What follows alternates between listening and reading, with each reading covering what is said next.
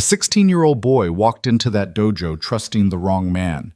He left with a broken nose, blood soaking through his shirt, and nothing left of his dignity. His father heard the news, set down his wrench, washed the grease off his hands, and said almost nothing. Everyone thought that meant it was over. It wasn't over. It was just beginning. Before we go any further, if you're new here, hit that subscribe button right now and drop your city or country in the comments below. I want to see exactly how far this story travels. Like this video if you want more, and stay with me until the very end, because what happens next will change everything you think you know about quiet men. The blood hit the mat before anyone in the room understood what had just happened. It wasn't a slow build. There was no warning, no escalating argument, no moment where a reasonable person might have stepped in and said, "Wait, stop. This has gone too far." 1 second, Evan Cross was standing in the center of the sparring circle, 16 years old, headgear slightly crooked the way it always sat no matter how many times he adjusted it. And the next second, Blake Mercer's elbow came across in a sharp, diagonal arc that had absolutely nothing to do with teaching and everything to do with making a point.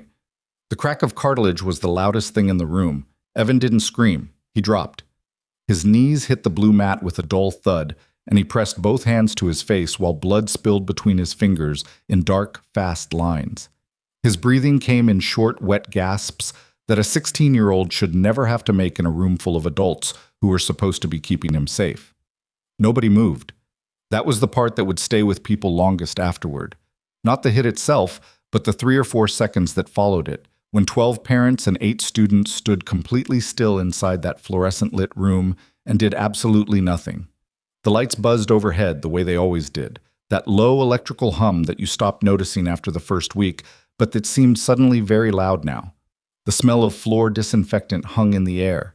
Someone's water bottle rolled off a bench and bounced twice on the hardwood.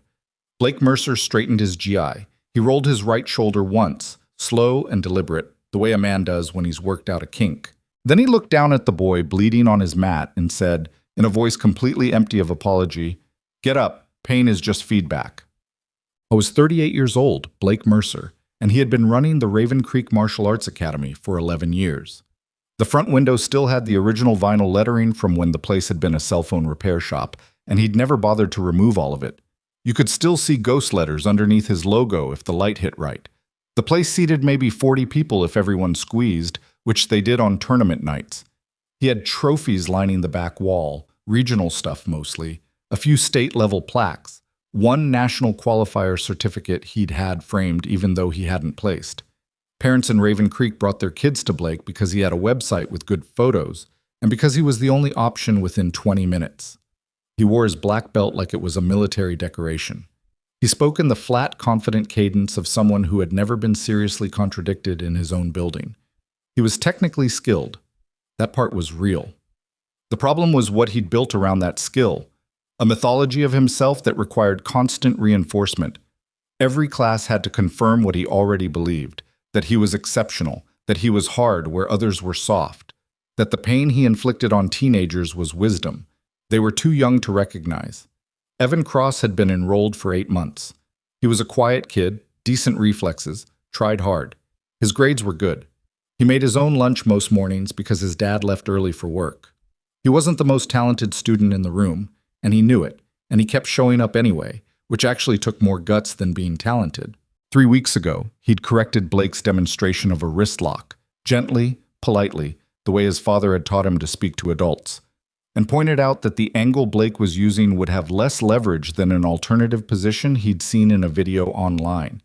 He hadn't meant anything by it. He was just interested. He was a kid who was interested. Blake had smiled and said, "Sure, let's try it your way."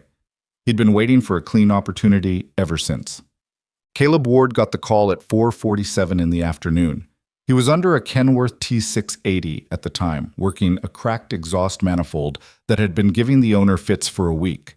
The garage was loud with compressor noise and the radio playing classic rock nobody was actively listening to. His phone buzzed in his chest pocket, and he felt it more than heard it, and he wiped his hands on a rag and checked the screen. Evan. He answered on the second ring. Dad. Just that. Just the one word. But it had something in it, a caught quality, like his son was trying to hold his voice steady and not quite managing it. Where are you? Still at the dojo. They called Mom, but she's in Columbus for the thing, so she called me instead. My nose is... A pause. A careful breath. I think it might be broken. Caleb was already moving out from under the truck. Did someone hit you? Yeah. Accident or on purpose? The pause this time was longer. I don't know how to answer that. I'm coming. He didn't raise his voice. He didn't slam anything. He told his supervisor he had a family situation, grabbed his keys from the pegboard by the door, and drove to the dojo in 11 minutes with both hands on the wheel and the radio off. The waiting room of the Raven Creek Martial Arts Academy had plastic chairs the color of old mustard and a bulletin board covered in flyers for tournaments, and a sign on the wall that said "Discipline is freedom" in block letters.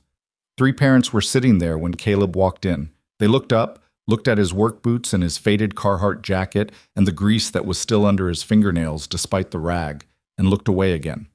He found Evan in the back, sitting on a bench with a bag of ice pressed to his face. The ice bag was one of those thin plastic dojo ones that always leak. Evan's G-top had a dark stain down the front. His eyes were red-rimmed but dry.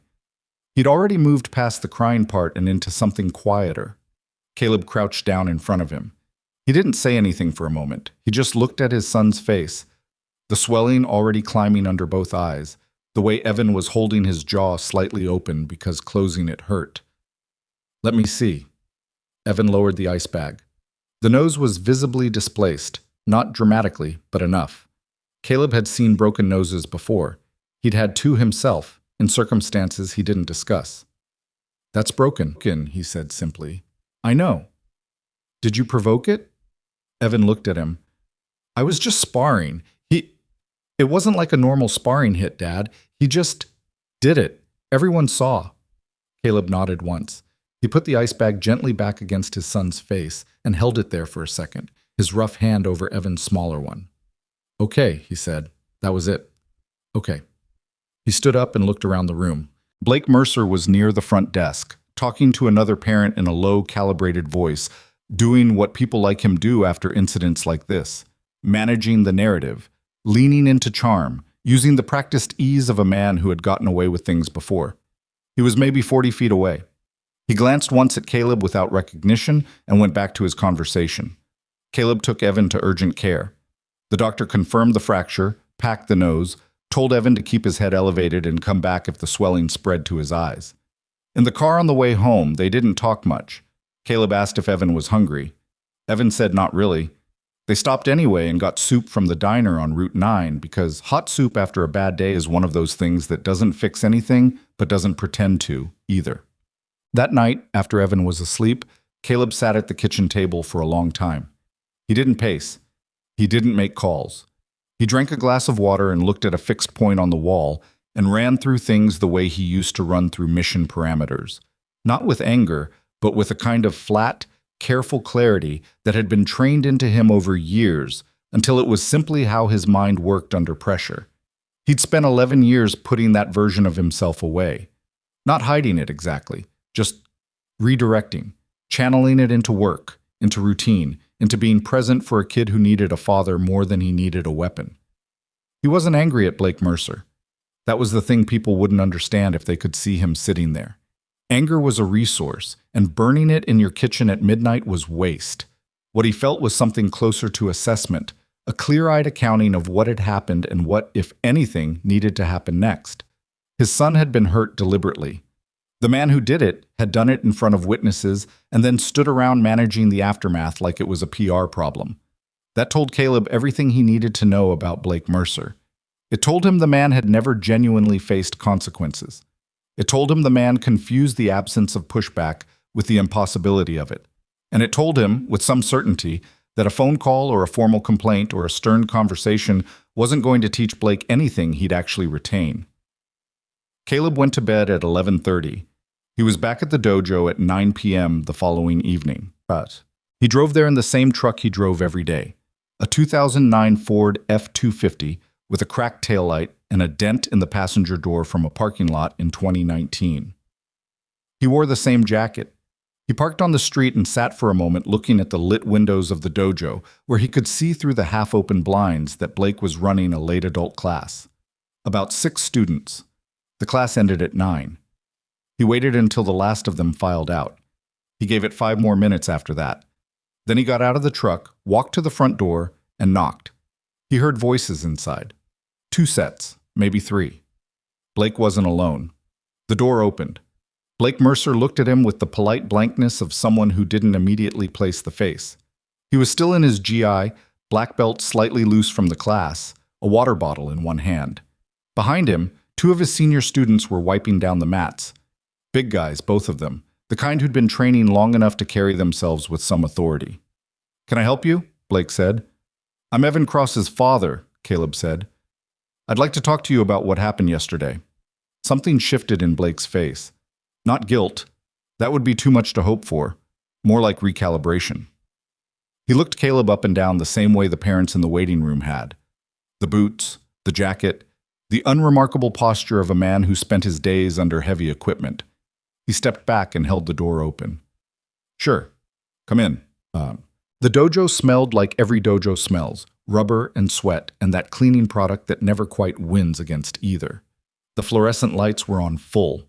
The 2 students had stopped wiping the mats and were watching with the casual alertness of young men who know when something might be about to get interesting.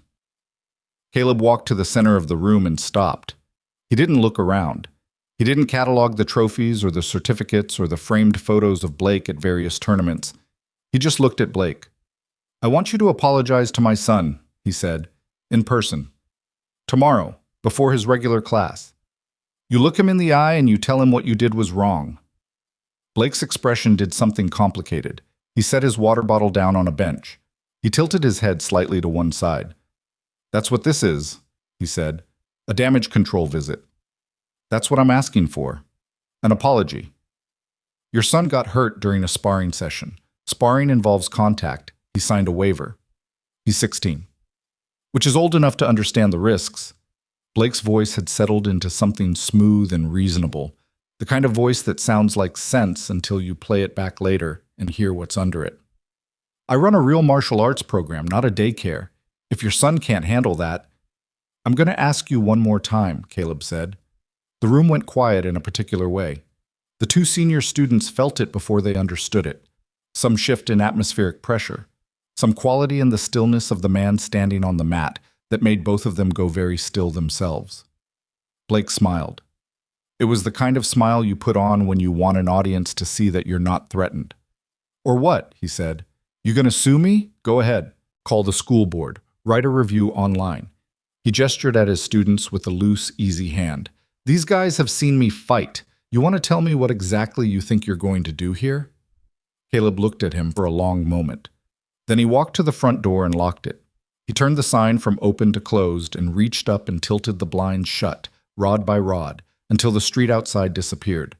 Then he turned back to the room, set his work boots aside. Not dramatically, just practically, the way you remove something that would affect your footing on a mat, and reached up to the top button of his flannel shirt. He unbuttoned it slowly.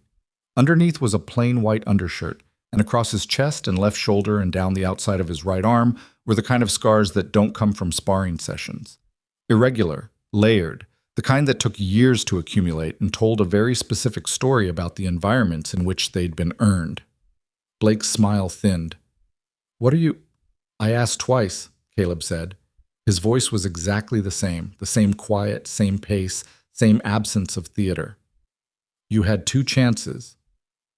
Now I'm telling you, the next time someone in your position has this conversation with me, you're going to do it differently, because right now you think you know what's in front of you. You don't." One of the senior students stepped forward. He was a solid kid, maybe 25, broad across the shoulders, 6 feet plus. He'd been training here for years. He had the physical confidence of someone who had won more fights than he'd lost. "Hey," he said, "I don't know who you think you are, but you need to leave." Caleb looked at him without hostility. "Sit down." "Or what?" And Caleb Ward, diesel mechanic, quiet father, man with old scars and a cracked taillight on his truck, looked back at Blake Mercer one final time. "Last chance," he said. "Just apologize to my son." Blake's jaw tightened. He glanced at his students, both of them now close, both of them giving him what audiences give insecure men. The visible expectation of dominance. He couldn't walk back from that. He took one step forward. That single step was the last decision Blake Mercer would ever make with the full confidence of a man who believed he understood what he was facing. Because the man standing across from him had once spent 14 months in environments where misreading a threat meant other people died. And the particular stillness that came over Caleb Ward in that moment wasn't hesitation. It was the last breath before the storm. He hit the mat so fast that the taller student didn't even realize it had started. The taller student didn't even finish his sentence. Caleb moved before the word fully left the man's mouth. Not explosively, not with the kind of dramatic telegraphing that tournament fighters use when they want the audience to see what's coming. He simply closed the distance between himself and the closer of the two students in roughly a step and a half, which was far less space than either of them had calculated as safe. And by the time the student's body started registering that something was wrong, Caleb's right hand had already seized his wrist in a grip that felt less like a hand and more like a machine part, something with no give, no negotiation built into it. The takedown was not clean. That was the first thing that separated it from anything these men had trained for. It wasn't a beautiful hip throw or a textbook single leg. It was efficient, and it was ugly, and it worked because Caleb wasn't trying to score points or demonstrate technique.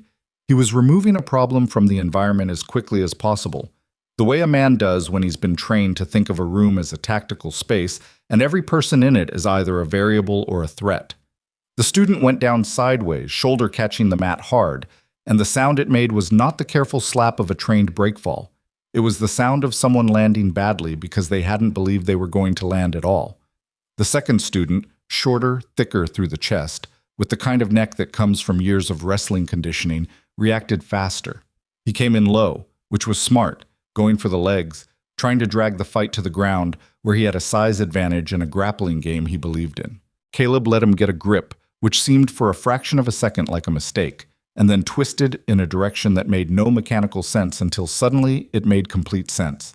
And the shorter man found himself face down on the mat, with his own arm bent behind him at an angle that produced an involuntary high-pitched sound from somewhere in his chest. Caleb applied just enough pressure to make the joint scream without tearing it. "Stop," he said. The man stopped. From the floor, the taller student was trying to get back up. Caleb didn't look at him. He spoke to him without looking. "Don't." The student froze in the half-up position, one knee on the mat, processing the fact that the man currently controlling his training partner hadn't needed to look at him to know exactly where he was. Blake Mercer had not moved. He was standing 6 feet away, and he had the expression of someone who had just watched a card trick go deeply wrong. That specific confusion that comes when reality produces an outcome that contradicts everything you believed about how reality works. His tournament trophies were directly behind him on the shelf. He was aware of them in a way he hadn't been before, the way you become aware of a prop when it stops meaning what you thought it meant. Caleb released the shorter student's arm and stood up. He wasn't breathing hard. That was the detail that lodged itself in the room like a splinter. The man wasn't breathing hard. He'd put 2 trained fighters on the mat in under 20 seconds, and he looked like he'd walked across the room to pick something up off the floor. He looked at Blake. "Last time," he said. "I'm asking last time." Blake's mouth opened. What came out wasn't language, exactly. It was the sound a person makes when they're trying to locate the script and finding the page blank. His eyes moved to his students on the mat, then back to Caleb, then to the locked door, then to the scars visible at the collar of Caleb's undershirt. "Who?" He stopped, tried again. "Who are you?" "I'm Evan's father," Caleb said. "That's all you need to know." The shorter student was sitting up now, cradling his arm, his face carrying the complex expression of a man recalibrating his entire self-assessment. The taller one had straightened up into a seated position on the mat and was doing nothing aggressive, which showed he was smarter than he'd initially seemed. Blake Mercer took a step backward. It was involuntary. His body making a decision his ego hadn't authorized.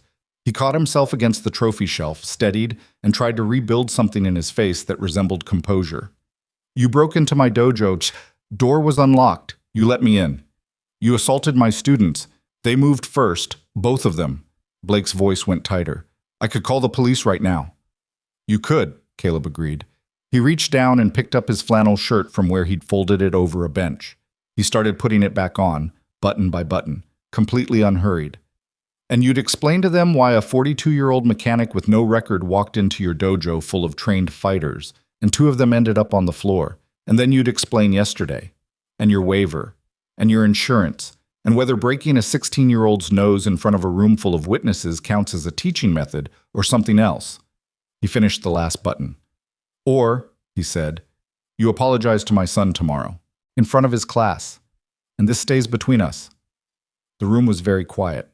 Outside, a car passed on the street. The fluorescent lights buzzed their steady, indifferent buzz. Blake said nothing. Caleb picked up his work boots, sat briefly on a bench to lace them, the mundane domesticity of the gesture somehow more unsettling than anything else he'd done, stood and walked to the front door. He unlocked it, turned the sign back to opened the blinds the way he'd found them. Then he stepped outside without looking back. The door swung shut behind him. Neither of Blake's students said anything for a long moment. Then the shorter one shifted his weight and exhaled through his nose and said, quietly, to no one in particular, "What in the hell was that?" Blake didn't answer. He was looking at the closed door. His water bottle was on the bench. His trophies were on the shelf. Everything was exactly where it had been 40 minutes ago, and nothing in the room was the same. Caleb drove home. He stopped at a gas station on Route 9 and bought a bottle of water and a bag of pretzels, which he ate in the parking lot in 6 minutes before continuing home. His hands were steady on the wheel. He was aware of a very old, very familiar feeling settling back over him like weather. Not adrenaline, which had burned off years ago, but a kind of post-operational clarity, a cleanness of mind that came only after a situation had been assessed and addressed. He didn't particularly like the feeling, because the feeling meant a part of him that he'd been trying to keep quiet had woken up again. He checked on Evan when he got home. His son was asleep, the ice pack on his face having migrated to the pillow sometime in the last hour. Caleb adjusted it gently, set a glass of water on the nightstand, stood in the doorway for a moment looking at his kid's swollen face in the dark. Then he went to his own room and lay down on top of the covers with his boots still on, which was something he almost never did, and stared at the ceiling for 40 minutes before sleep took him.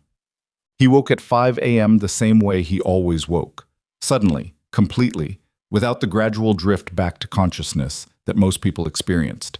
It was one of the things from his previous life he'd never been able to shake. His eyes opened and he was simply awake, mind already running inventory the way it had been trained to: location, time, threats, priorities. Location, home. Time, though 500. Threats, pending. Priorities, Evan. He showered, made coffee, and had eggs in the pan by the time Evan appeared in the kitchen doorway in a wrinkled t-shirt, hair going in 3 directions, still moving with the careful deliberateness of someone whose face hurt. "Sit down," Caleb said. "Scrambled or fried?" Evan pulled out a chair. "Scrambled." He touched the side of his nose experimentally and winced. "Dad." "Yeah." "Where did you go last night?" Caleb slid the eggs onto a plate and set it on the table. He brought his own coffee and sat down across from his son. Outside the window, it was still dark enough to see their reflections in the glass. "Had a conversation," Caleb said. Evan looked at him. His son had his mother's eyes, which was something Caleb had noticed the day Evan was born and thought about more than he'd ever said out loud. Perceptive eyes. The kind that didn't let things slide easily. "With who?"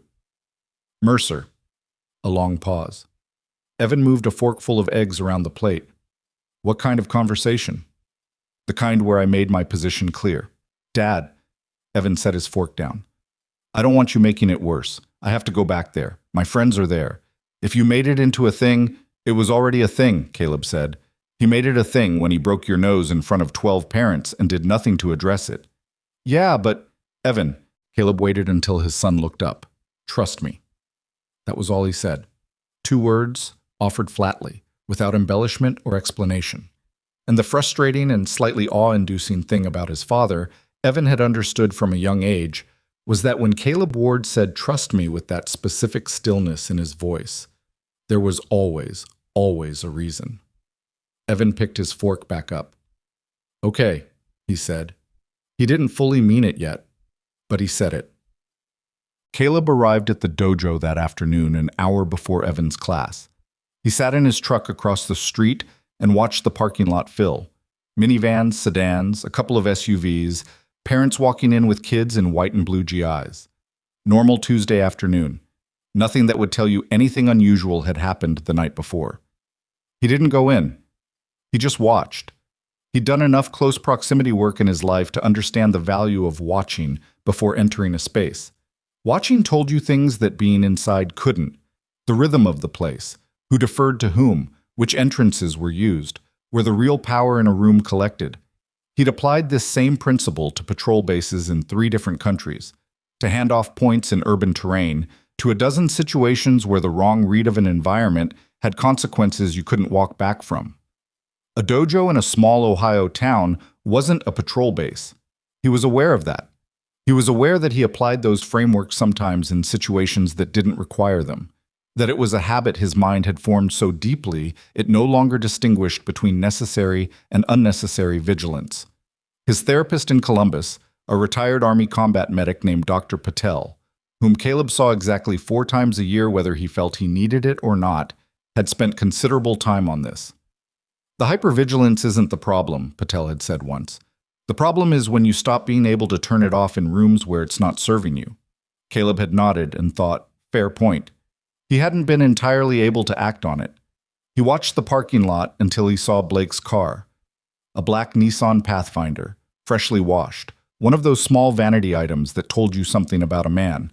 Pull in at 3:48. Blake got out slowly. Even from across the street, Caleb could see the stiffness in his movement, the careful way he held his torso, the slight forward lean that meant the ribs were giving him trouble. Blake stood by his car for a moment, one hand on the roof, and looked at the dojo entrance with an expression Caleb couldn't fully read from this distance, but which had nothing in it that resembled his usual swagger. Then he went inside. Caleb waited 5 more minutes. Then he got out of the truck and crossed the street. The waiting room was more crowded than Caleb had expected. Word traveled fast in a dojo community. The accident with Evan, the apologies or lack thereof, the ambient uncertainty that follows when the authority figure in a closed social environment shows a crack. Parents were clustered in the plastic chairs and standing near the water fountain and doing the thing that communities do when something unsettling has happened, talking to each other in low voices while watching the door that separated the waiting area from the main mat. Caleb came in and found a spot near the wall by the entrance. He didn't sit. He stood with his back to the drywall and his arms loose at his sides and watched the room. Several parents noticed him. One woman, late 30s, ponytail, her daughter in a purple gi near her knees, looked at him with the expression people have when they're trying to place a face and can't. He didn't help her. He just waited. Evan came in with his school bag still on his shoulder and stopped when he saw his father standing there.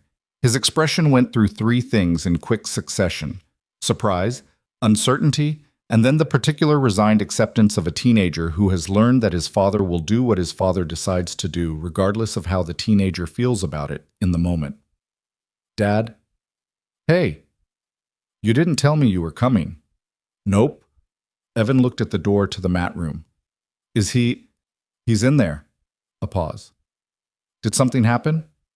Not yet, Caleb said. Evan looked at him for another second. Then, slowly, he unshouldered his bag, handed it to his father without being asked, and went to change. The class assembled at 4 o'clock. It was mostly kids, 12, 13, 16, a couple who looked barely 11, nervous around their own energy. They lined up on the mat in the way that dojo students line up, quieting themselves by degree, settling into the ritual of it. 3 advanced students, 2 of them adults, filled in on the right side. Blake Mercer stood at the front of the room. Through the window in the door, the waiting parents watched. Through the same window, slightly to the left, Caleb watched. Blake was moving carefully. He'd taped his ribs. You could see the slight bulk under his GI top if you knew what to look for, and Caleb knew what to look for. His face was something he'd tried to manage with concealer, which hadn't entirely worked. The bruising under his left eye was still visible in the bright overhead lights as a yellowish shadow that cosmetics couldn't fully neutralize. He was holding himself together with the specific energy of a man who has spent a sleepless night rehearsing a version of events that makes him survivable. He called the class to attention. The room settled. Blake looked out at the students in front of him. Then he looked at the observation window. He found Caleb's face there almost immediately, which told Caleb that Blake had known he was coming. had been watching for him, probably from the moment his car pulled up. His eyes rested on Caleb for exactly 2 seconds, a count that Caleb felt precisely, and then moved back to the room. "Before we start today," Blake said, "I need to address something." The room shifted. Parents leaned slightly forward in the waiting area. Evan, standing in the second row of students, went very still. Blake's voice was controlled, practiced. He'd planned this speech, probably in the bathroom mirror at some point that morning, going over it until the words were smooth enough to say without stumbling. That was visible too, if you knew how to read the cadence. The phrases were slightly too clean, the pauses too deliberate, the emotion calibrated rather than felt.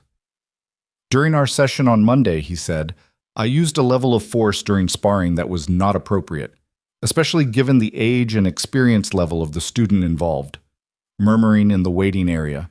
Evan hadn't moved. "Evan," Blake said. His voice caught on something real for the first time, something that hadn't been scripted, a small fracture in the smooth surface. "What I did was wrong. You didn't deserve it. You were being a good student, and I let my ego get in the way of that, and I'm sorry." The room was completely quiet. Then Blake did something nobody in the waiting area had expected. He bowed. Not a quick forward dip, but a full, deliberate bow. The kind that cost something in that room with those witnesses. The kind that had weight. Evan stood there for 3 seconds, then he bowed back. The exhale that moved through the waiting area was almost audible, 20 people letting out 20 different versions of the same held breath. One of the mothers near the water fountain pressed her fingers to her lips. The woman with the ponytail was looking at Evan with something complicated in her eyes, the way adults look at young people who handle hard moments better than expected.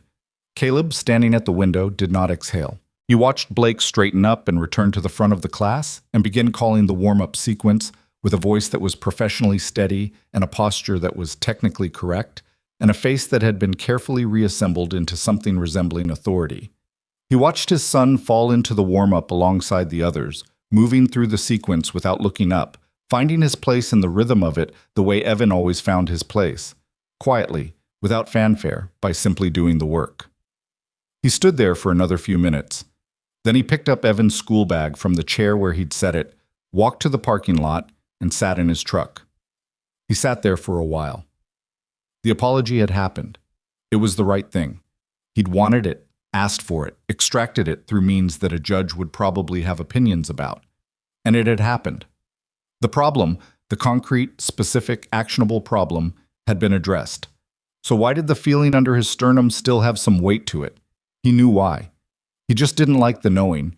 Because a man like Blake Mercer didn't rebuild himself from an apology. He rebuilt himself from the story he told afterward. Right now, somewhere behind those controlled eyes and that calibrated voice, Blake was already working on the narrative, who had really won here, how the embarrassment could be converted, what the next move was for a man whose pride had been wounded in front of the only audience that mattered to him. Caleb had seen that type before, mostly in operational contexts, but the psychology translated. The men who couldn't absorb defeat and metabolize it into something useful, they stored it instead, kept it somewhere behind the ribs where it could stay warm and become something else. He started the truck. He drove home. He told himself he was done with this. He was not done with this. 3 days passed without incident. Evan went to class, came home, did his homework, said his father was worried about nothing.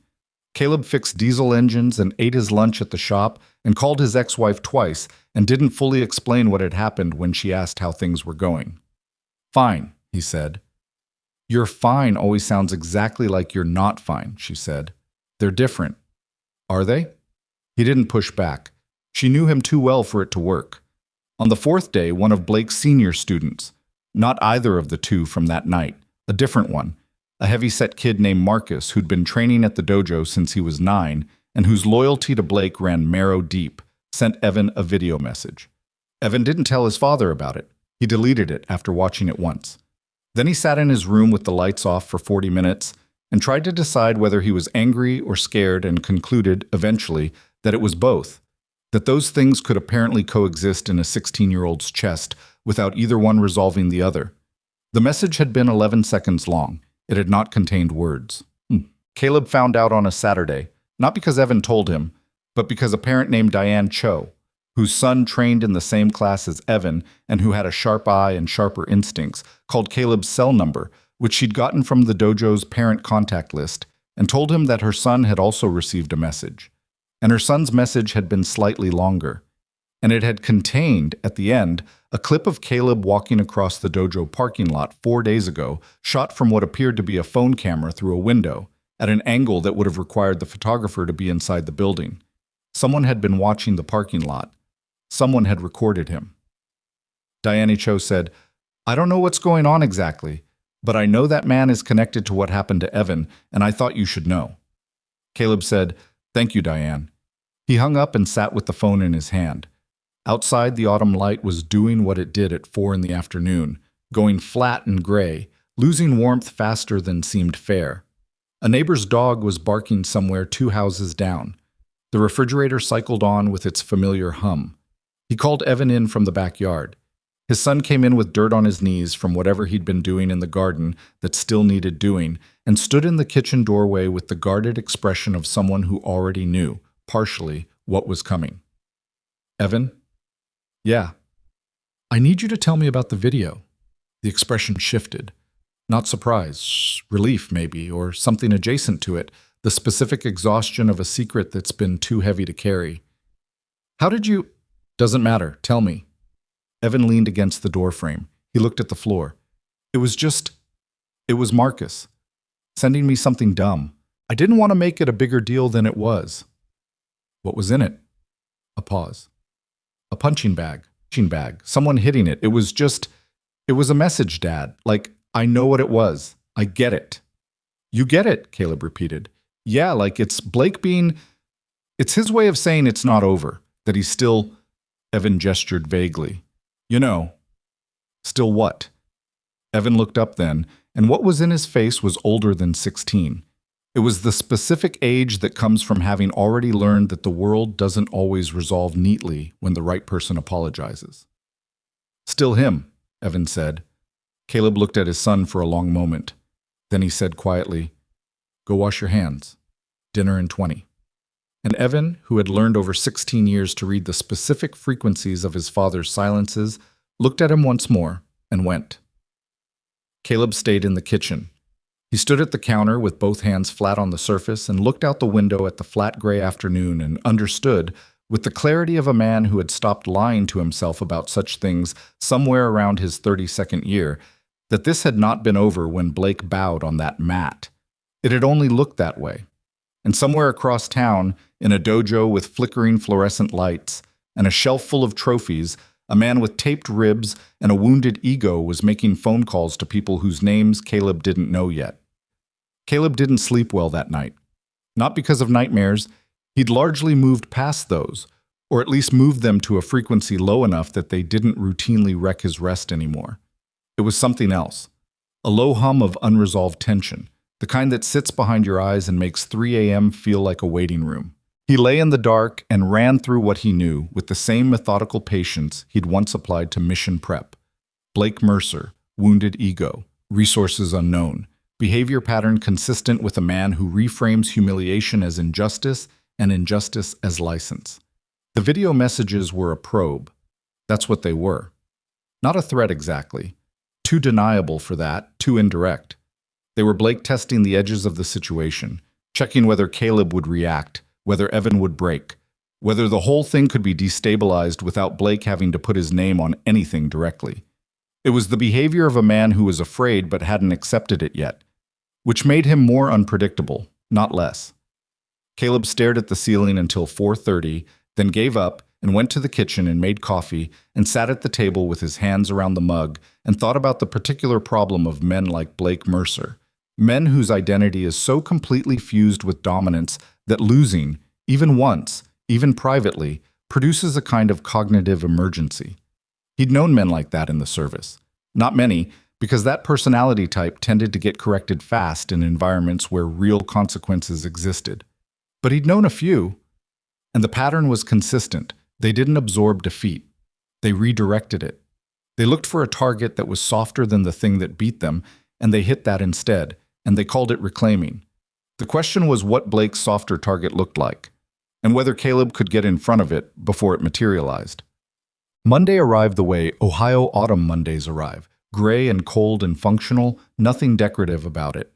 Caleb dropped Evan at school at 7:15, drove to the shop, spent 6 hours diagnosing a fuel injector problem on a Peterbilt that turned out to be 3 separate fuel injector problems, ate a turkey sandwich at his bench at noon, and was under a delivery van at 2:30 when his supervisor Ray knocked on the side of the van with a wrench. "Call for you," Ray said. "Lady says it's about your kid." Caleb slid out from under the van. The call was from the front desk administrator at Raven Creek Middle High, a woman named Mrs. Poole, who had the voice of someone who had delivered bad news so many times that she'd learned to make it sound like a weather report. "Mr. Ward, I want to let you know that we had a situation at lunch today involving Evan. He wasn't hurt, but there was a confrontation." Caleb pressed the phone against his ear. "What kind of confrontation?"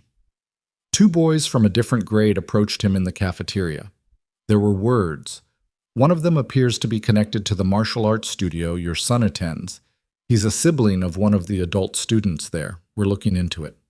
"Was Evan threatened?" A pause. "The language used was intimidating in nature. Yes, we've pulled the boys involved and we're contacting their parents." "Where is Evan right now?" "He's in the office." "He's fine, Mr. Ward. A little shaken, but I'm coming." He handed the shop phone back to Ray without explanation and grabbed his keys. Evan was sitting in a plastic chair outside the vice principal's office when Caleb arrived, arms crossed over his chest, school bag on the floor between his feet. He looked up when Caleb came through the door and did the thing he'd been doing lately, running a quick assessment, checking his father's face for the temperature of what was coming. Caleb sat down next to him. "You okay?" "Yeah." A beat. "They were just talking. They didn't touch me." "What did they say?" Evan looked at the floor. He had his mother's way of organizing his face when something was bothering him, this neutral surface that he maintained with conscious effort, and you could see the effort if you knew where to look. "They said their brother knew what my dad did to Blake. They said it wasn't over." He paused. "They said if my dad wanted to play it rough, they had people who played it rougher." The last part sat in the air between them. Caleb absorbed it without visible reaction, which took more effort than it used to. "Okay," he said. "That's all you're going to say?" "For now." He looked at his son. "Did you feel safe coming to school this morning, before this happened?" Evan thought about it. "Yeah." "Do you feel safe now?" A longer pause. "I don't know." "Honest answer," Caleb said. He put a hand briefly on Evan's shoulder. Not a hug, not a dramatic gesture, just contact, brief and solid. "That's the right answer." The vice principal, a tall man named Mr. Dalton, who wore his uncertainty like a second jacket, came out and spent 12 minutes explaining the school's harassment policies and the steps he was taking and the conversations he'd be having with parents. Caleb listened. He asked 2 specific questions: whether either of the boys had prior disciplinary records involving physical altercations, and whether the school had security cameras in the cafeteria. Mr. Dalton answered yes to both. Caleb thanked him, picked up Evan's bag, and they walked to the parking lot. "Dad." "Yeah." "Are you going to do something?" Caleb opened the truck and they both got in. He sat with his hands on the wheel for a moment before starting the engine. "I'm going to figure out what I'm dealing with first," he said.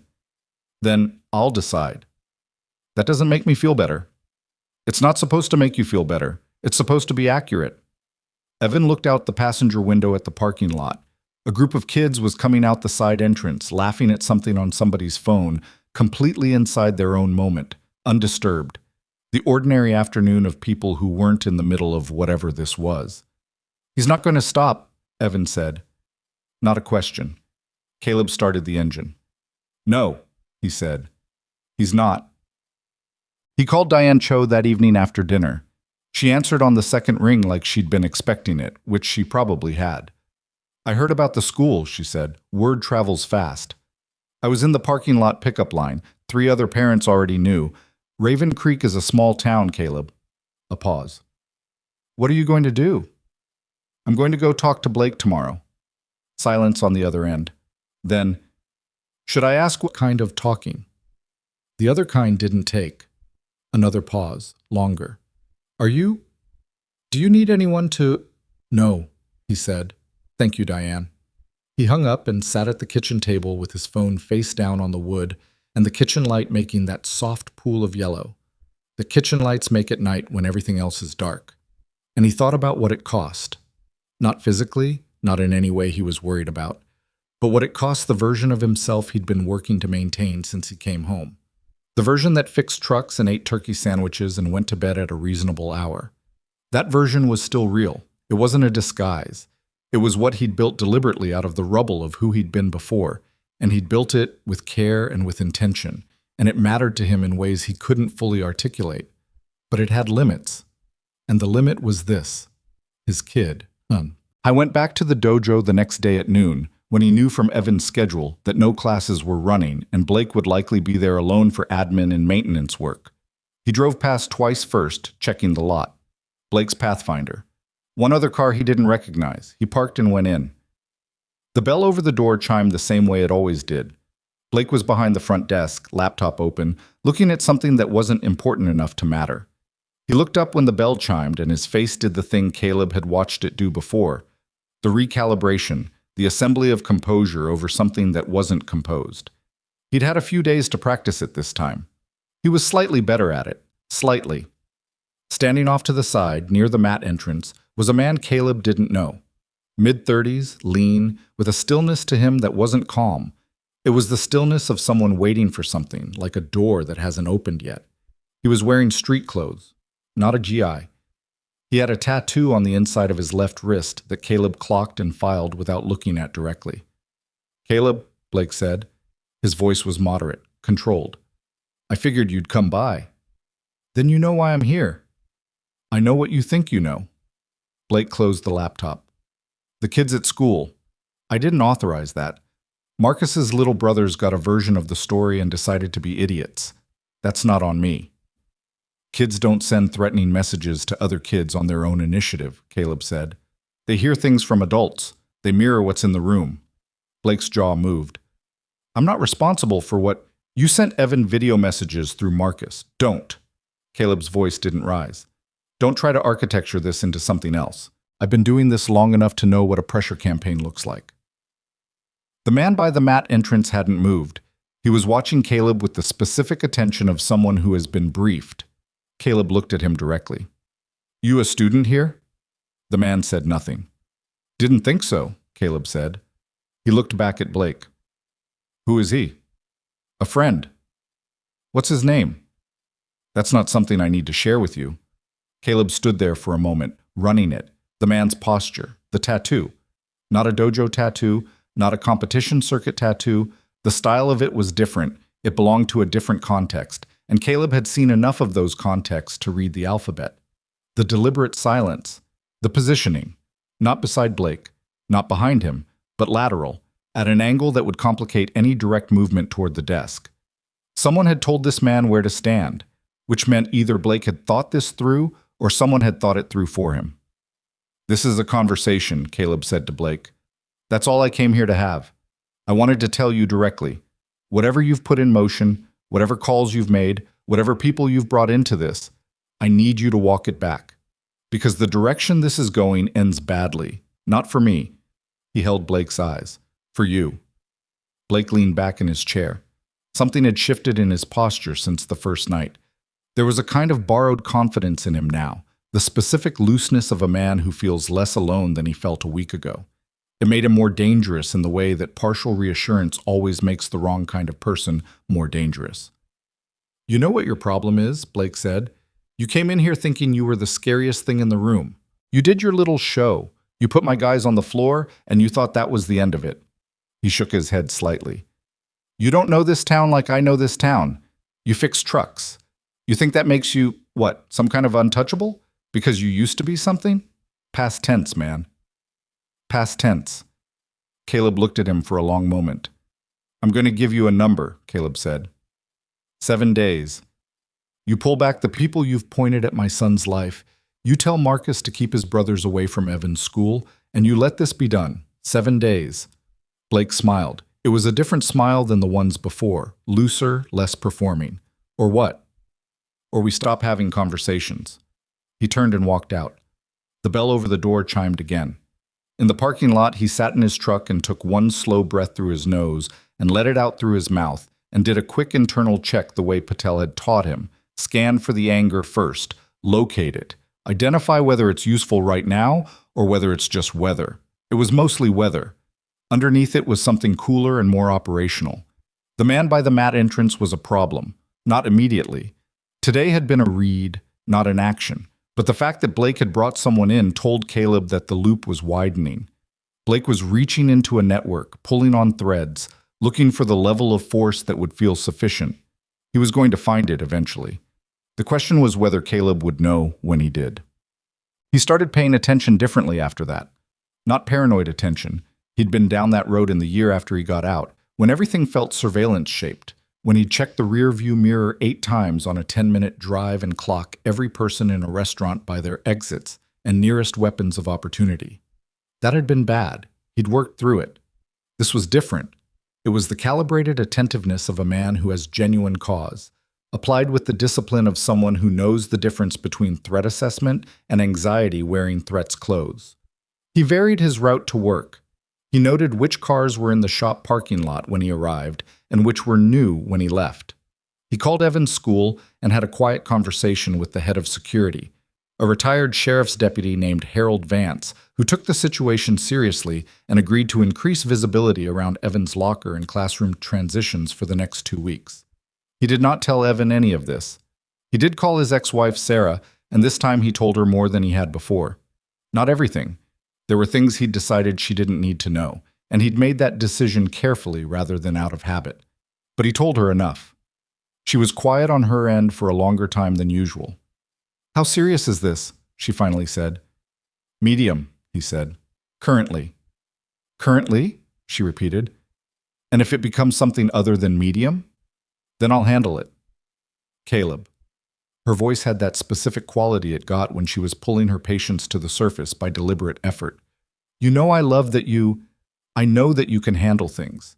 That's never been the question. The question is what handling things looks like and what it costs you. What it costs Evan." He didn't say anything. "He's watching you," she said. "He's always watching you. Whatever you do in the next week or two, whatever version of yourself you decide to be, he's going to absorb it. You know that, right?" "I know." "Then be careful," she said. "Not just physically. Be careful about what you show him." He thought about that for a long time after he hung up. The 7 days passed without incident, which was itself an incident. Silence after a threat isn't peace. Caleb had learned that the way you learn things that are true, through situations where misreading it had cost something. Silence is preparation. Silence is the interval between the decision and the execution. The absence of observable movement is not the absence of movement.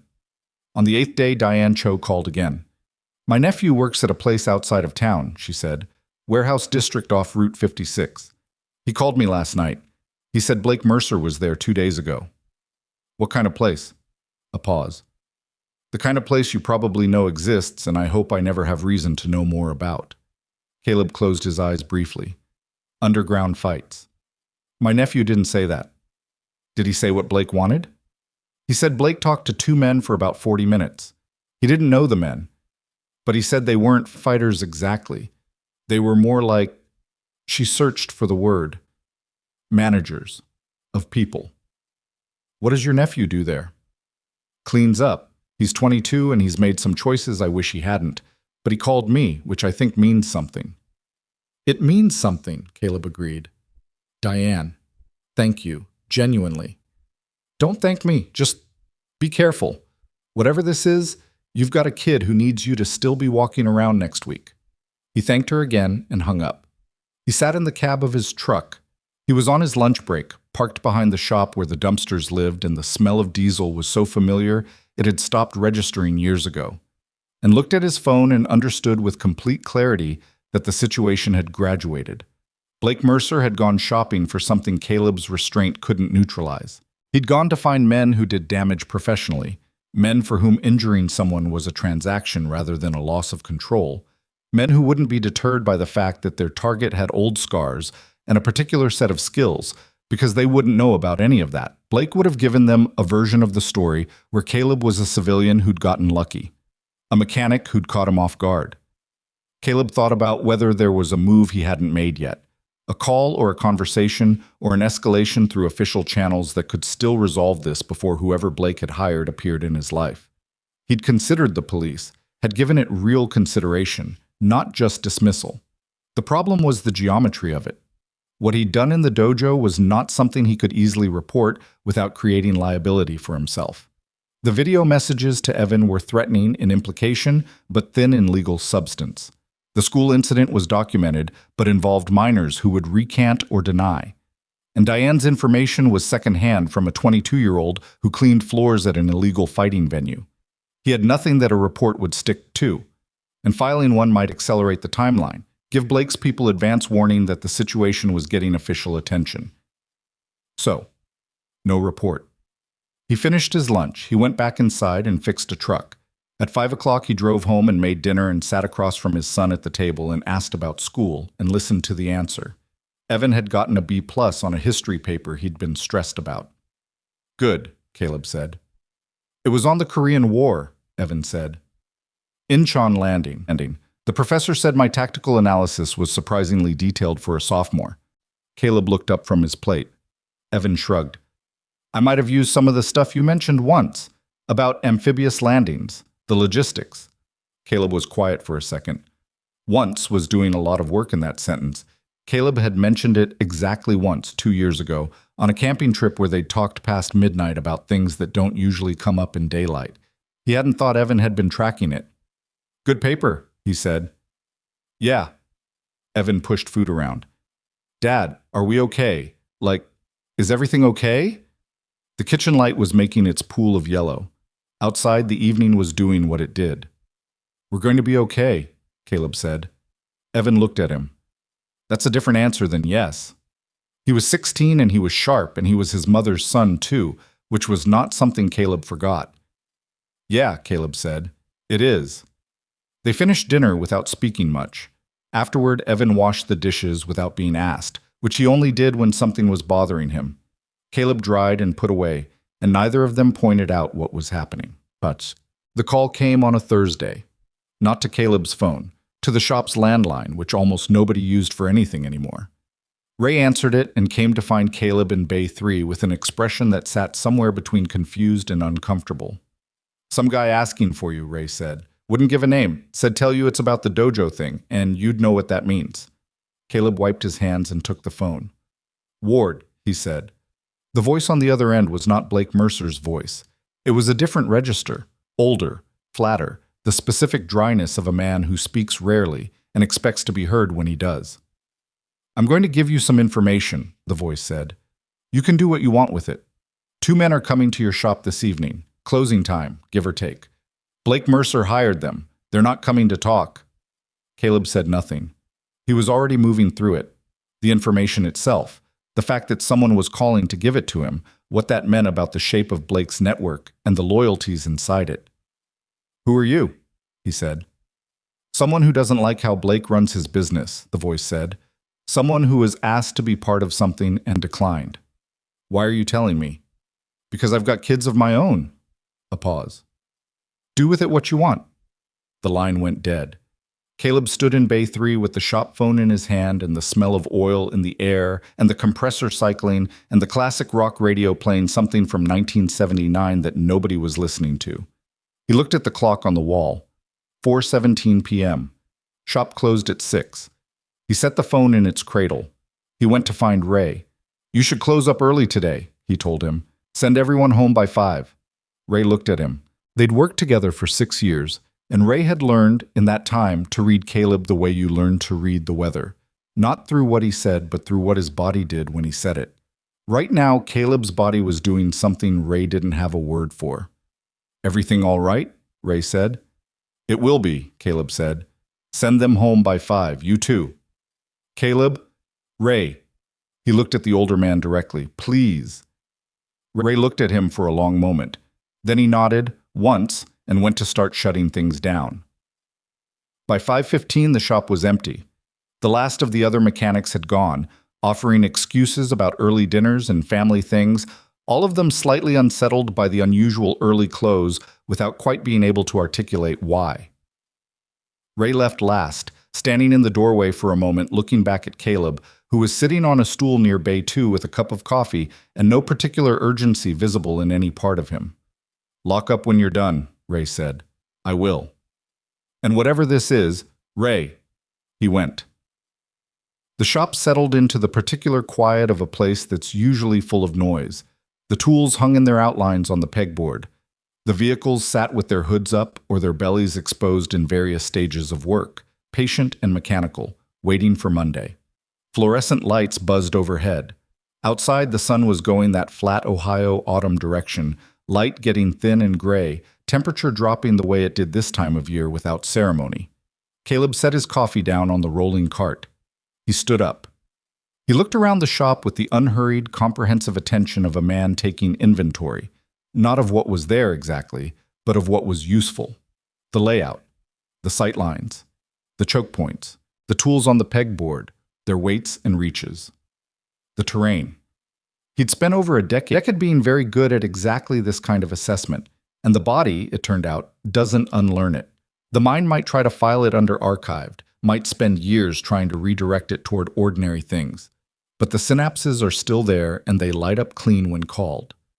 He picked up a 16-inch breaker bar from the rolling cart and set it on the workbench within reach, then thought better of it and moved it somewhere less visible, and then thought about that choice and what it said about his intentions, and then put it back within reach anyway. He was not going to pretend this was something other than what it was. Two men were coming to hurt him, professionally. They weren't going to announce themselves or issue warnings or give him a count of 3. They were going to come into this shop and try to do a job and go home. He sat back on the stool. He picked up his coffee. He waited. But they came at 6:03. Not through the front. They'd done some basic reconnaissance, or Blake had told them the layout, because they came through the side access door that connected to the alley, the one the mechanics used for cigarette breaks that management pretended not to know about. The door opened quietly. Someone had checked the hinges, or maybe it always moved that way. It was the kind of detail that became relevant now. Two men. The first one through was large. Not the cartoonish large of a movie enforcer, but functionally large. The kind of build that comes from years of genuine physical work and probably some deliberate conditioning. Late 40s, jacket, boots with reinforced toes, which Caleb clocked immediately. His hands were already loose at his sides, not in his pockets, which meant he'd been in enough situations to know not to be reaching when things started. The second one was smaller and faster looking, moving with his weight forward, the particular center of gravity that you develop from fighting on the ground or fighting in confined spaces, or both. He had a cut on his eyebrow that was a few days old. They stopped when they saw Caleb sitting on the stool. He had his coffee in his hand. He looked at them without alarm, without aggression, with the flat attentiveness of a man who has been waiting and whose wait is now over. "Gentlemen," he said. The larger one looked around the shop quickly, checking corners, checking the back wall, doing his own version of the same assessment Caleb had done 40 minutes ago. He found nothing to worry about. He looked back at Caleb. "You're Ward," the large one said. "I am." "Blake Mercer says hello." Caleb set his coffee cup down. "Tell me something," he said. He didn't stand yet. "He tell you anything about me? Background, history, any of that?" The two men exchanged a brief glance. "Said you were a mechanic who got lucky," the smaller one said. Caleb nodded slowly. "That's what he said." "That's what he said." Caleb looked at them for one more second, then he stood up from the stool. And the quality of the air in the room changed. It wasn't a sound or a movement. It was something subtler than that, some shift in atmosphere that both men felt simultaneously and neither could have named, the same feeling that had moved through Blake's dojo on the first night, the feeling of a room suddenly containing something that hadn't announced itself and didn't need to. The large man moved first because that was what large men who do this for money are trained to do. Commit early, use the size advantage, don't let the target get situated. He came in fast and direct, going for the center of mass, which was correct technique, which was exactly what Caleb had anticipated from the moment he'd assessed his boot choice. What happened next took 11 seconds. Caleb was aware of this afterward. Approximately, the timeline was the kind of thing that collapsed during, felt much longer in the experiencing of it, resolved into a compressed sequence when examined from the outside. 11 seconds in which the shop filled with the sounds of impact and metal and breath knocked from chests, in which both men discovered that the space between being certain and being wrong could be traversed faster than human reflex could track, in which the landscape of the room reorganized itself around the only person in it who had spent years training for exactly this. Not for points, not for trophies, not for the controlled environment of a competition mat, but for the chaotic and non-negotiable physics of a situation where the only metric that matters is whether you're still standing at the end of it. The smaller man went down first, which surprised him, because it always surprised the faster one when the faster one lost. He'd made an assumption about angle that Caleb didn't honor. His knee hit the concrete and something in his wrist complained loudly, and he found himself pinned with a pressure on his neck that was precise enough to be frightening without causing damage, which in its own way was more frightening than damage would have been. The larger man was against the side of the Peterbilt, breathing in the careful way that people breathe when their ribs have been introduced to something unyielding. He was not unconscious. He was present and assessing and arriving gradually at conclusions about his evening that differed significantly from the ones he'd arrived with. Caleb stood between them. He wasn't breathing hard. He was aware that this fact would register on both men as significant, and he didn't try to manage that perception. Let it be what it was. He looked at the larger man first. "Can you hear me?" A nod. Careful. "You tell Blake, and be specific about this, that his options just expired." He paused. "You understand?" Another nod. He looked at the smaller man on the floor. "You good?" The man made a sound that Caleb took as yes. "Get up," Caleb said. "Slowly, both of you." They did. It took a minute. They stood near the side door, the two of them, reconfigured in some fundamental way, not just physically, though that too, but in the more important sense of how they were processing the information of the last 11 seconds, and what it implied about everything they thought they'd known when they walked in. The large man looked at Caleb with something in his face that wasn't hostility anymore. It was a more complicated expression, something adjacent to recognition. "Who are you?" he said. It was the same question Blake had asked. It kept being the same question. "Ward," Caleb said. "I'm Evan's father." He picked up his coffee from the workbench. It had gone cold. He walked to the side door and held it open. "Go tell Blake what I said," he told them. "Word for word." They went. The door swung shut. The shop was quiet again. The fluorescent lights buzzed. Someone's engine ticked as it cooled, that metallic rhythm that diesel engines have when they're coming down from temperature, steady and indifferent and ongoing. Caleb stood alone in the empty shop. He looked down at his hands. There was a small cut on the knuckle of his right middle finger. He wasn't sure from what, couldn't remember the specific moment, which happened sometimes. He found a paper towel and pressed it to the cut and held it there, and breathed and waited for his heart rate to finish doing what it was doing. This was the part nobody understood about men like him. Not the competence. People understood that, or thought they did, or at least made movies about it. What they didn't understand was the aftermath, the specific and non-heroic experience of standing alone in a room after something like that and feeling, not triumph, never really triumph, but a heaviness, a weight. The weight of having used something you'd spent years trying to put away. He cleaned up what needed cleaning. He locked the shop. He drove home. Evan was at the kitchen table doing homework when he walked in, headphones around his neck, half a glass of juice at his elbow. He looked up. "Hey," Evan said. "Hey, you're late." "Little bit." Caleb set his keys on the counter. "How's the homework?" "Terrible." Evan looked at him more carefully.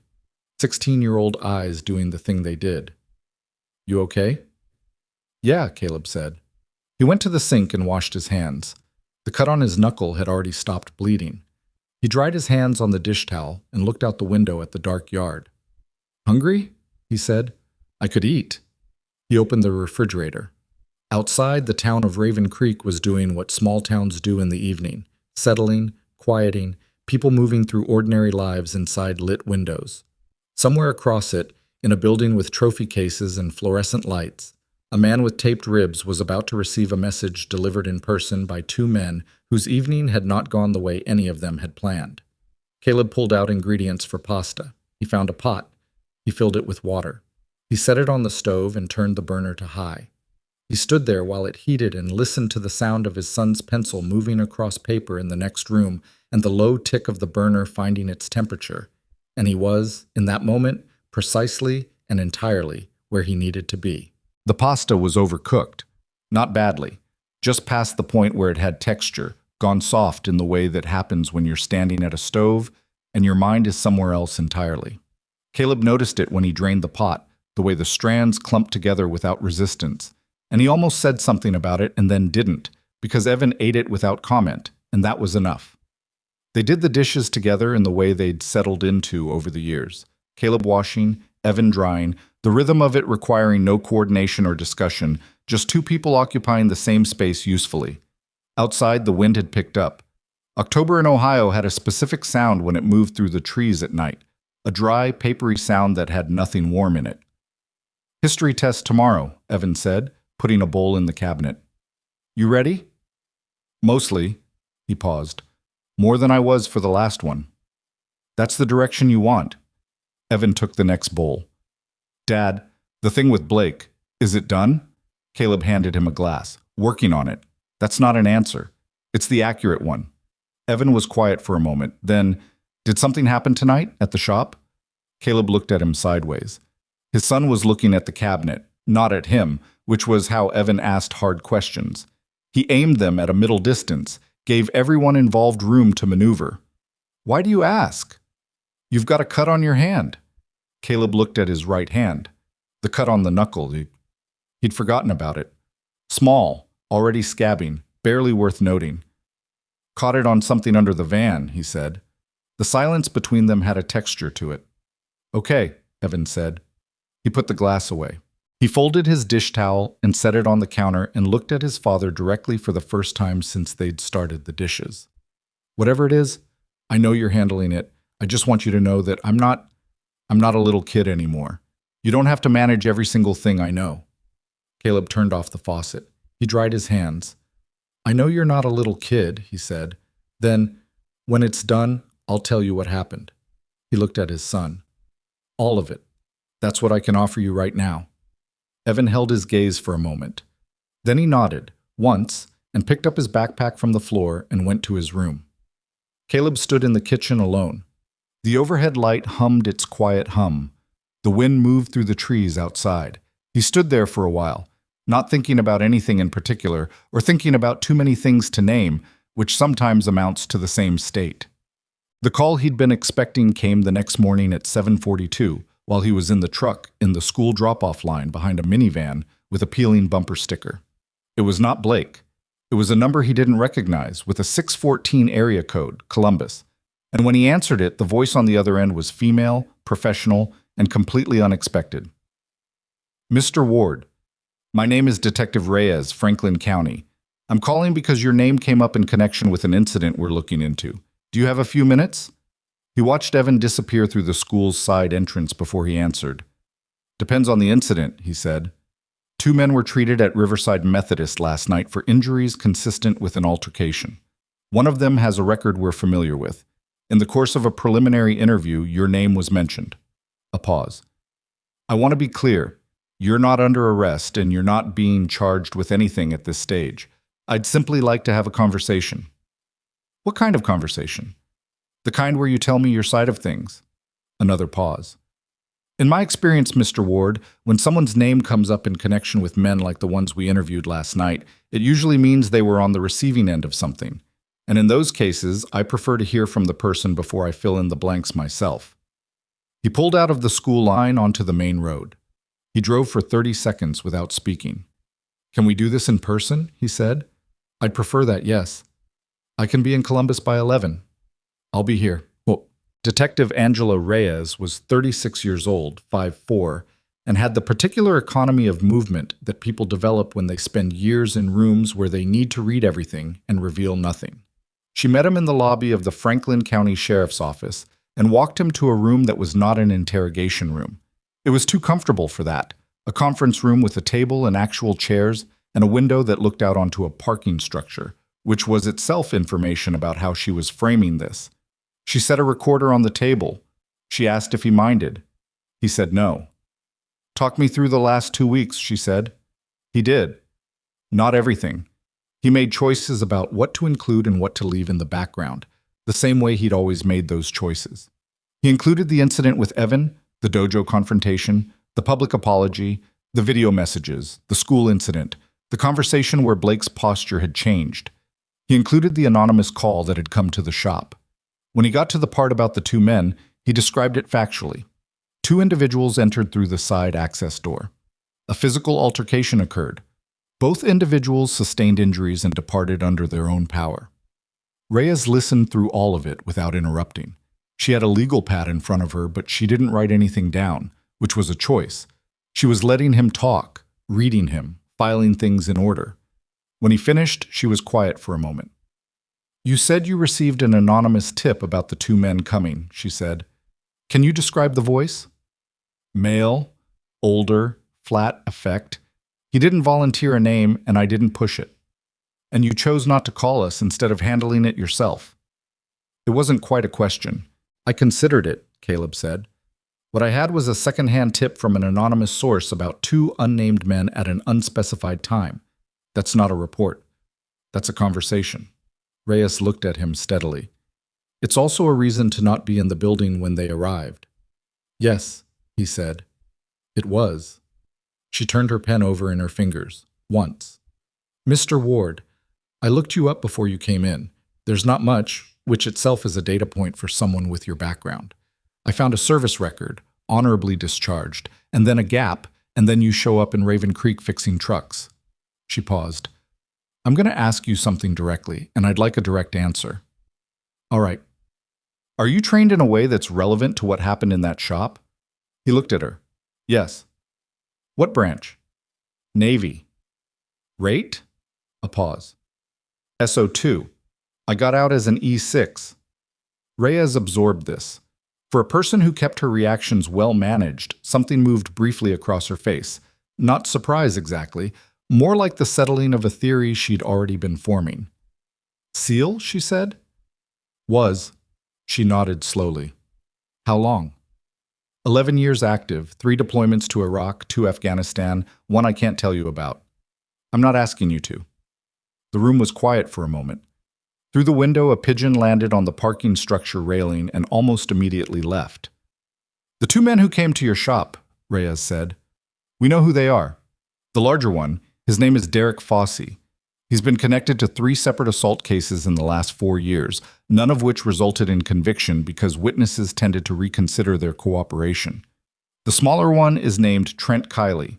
He has a battery conviction from 2019. She tapped her pen on the pad. They're employed loosely through a network that operates out of a warehouse on Route 56 outside Raven Creek. Underground fights, Caleb said. Underground fights, debt collection, occasional intimidation work. The owner of that operation is a man named Gary Solt. We've been building a file on Solt for about 8 months. She looked at him. Blake Mercer hired Fossey and Kiley through Solt. We have a financial record, cash, but routed through Solt's books in a way that's legible if you know what to look for. Which we do. Caleb sat with that. Why are you telling me this? Because Fossey and Kiley didn't file a report, she said. They came in for medical treatment. They said some things when they were in pain that they later tried to walk back, and they declined to press charges or provide a formal statement, which means, as of right now, I have no incident. I have 2 men with injuries and a name attached to a building where the injuries may or may not have occurred. She held his gaze. What I do have is a pattern of behavior involving Blake Mercer and your son that is documented. The school incident, a complaint filed by Diane Cho about the video messages, the original dojo incident with a room full of witnesses. That pattern has potential legal traction. Mercer's connection to Solt has traction. You're building a case on Blake. I'm building a case on Solt, and Blake is a thread that might help with that. She paused. If you'll let me work it without the situation escalating further. The implication was clean and direct, which he appreciated. You're asking me to stand down, he said. I'm asking you to let the process work. The process hasn't been particularly visible from where I'm standing. I know, she said, but Fossey and Kiley going to the hospital is actually useful to me. It tells Solt that something went wrong. It tells Blake that his play didn't work. Right now, everyone in that network is recalibrating, and recalibrating people make mistakes, and mistakes are what I need. She leaned forward slightly. If this goes another round, if Mercer escalates again and you respond, it gets messy. For you, for your son, for the case, and I don't want to spend energy on that when I could spend it on Solt. Caleb looked at the recorder on the table, then at the window. What do you need from me? He said. A written account of the events leading up to the shop incident. Dates, times, specifics. Everything you told me, on paper. She set her pen down. And your phone number. He looked at her. That's it? That's the start of it. She allowed something that was almost a smile. Mr. Ward, I'm not naive about what happened in your shop. 2 professional fighters with records versus a man alone, after hours, who then went home and made pasta. She glanced down briefly. The cut on your right hand, by the way, is consistent with a defensive application rather than a punch, which suggests you were actually defending yourself, which matters legally. He looked at his hand. I notice things, she said simply. He drove back to Raven Creek in a different frame of mind than he'd driven out. The conversation with Reyes had done something he hadn't expected, not reassured him exactly, but reframed the geometry. He'd been operating as the only moving piece in this situation, the only agent capable of producing consequences, and that framing had its roots partly in training and partly in a habit of isolation he'd been working on for years with imperfect results. The revelation that someone had been building a case, that the situation existed in a larger legal context he hadn't been fully aware of, produced a specific kind of recalibration. He wasn't the only piece. He'd just been unable to see the others. He called Ray from the road and told him he'd be in afternoon. Ray said that was fine and asked no questions, which was one of the things Caleb valued most about Ray. He stopped for gas outside of Hebron and stood at the pump in the cold and thought about Reyes asking him to stand down, about what that actually meant in practice, about the difference between strategic patience and inaction, which were not the same thing, though they looked identical from the outside. Blake Mercer was not going to stop because of a detective in Columbus building a file. Men like Blake didn't respond to abstractions. They responded to immediate, concrete reality. The file was real, but it was invisible to Blake. What Blake could see was the gap where his hired solution had been, and the absence of any further consequence for himself. In Blake's accounting, he was still standing. That was a problem. Not because Caleb's ego required Blake to feel defeated.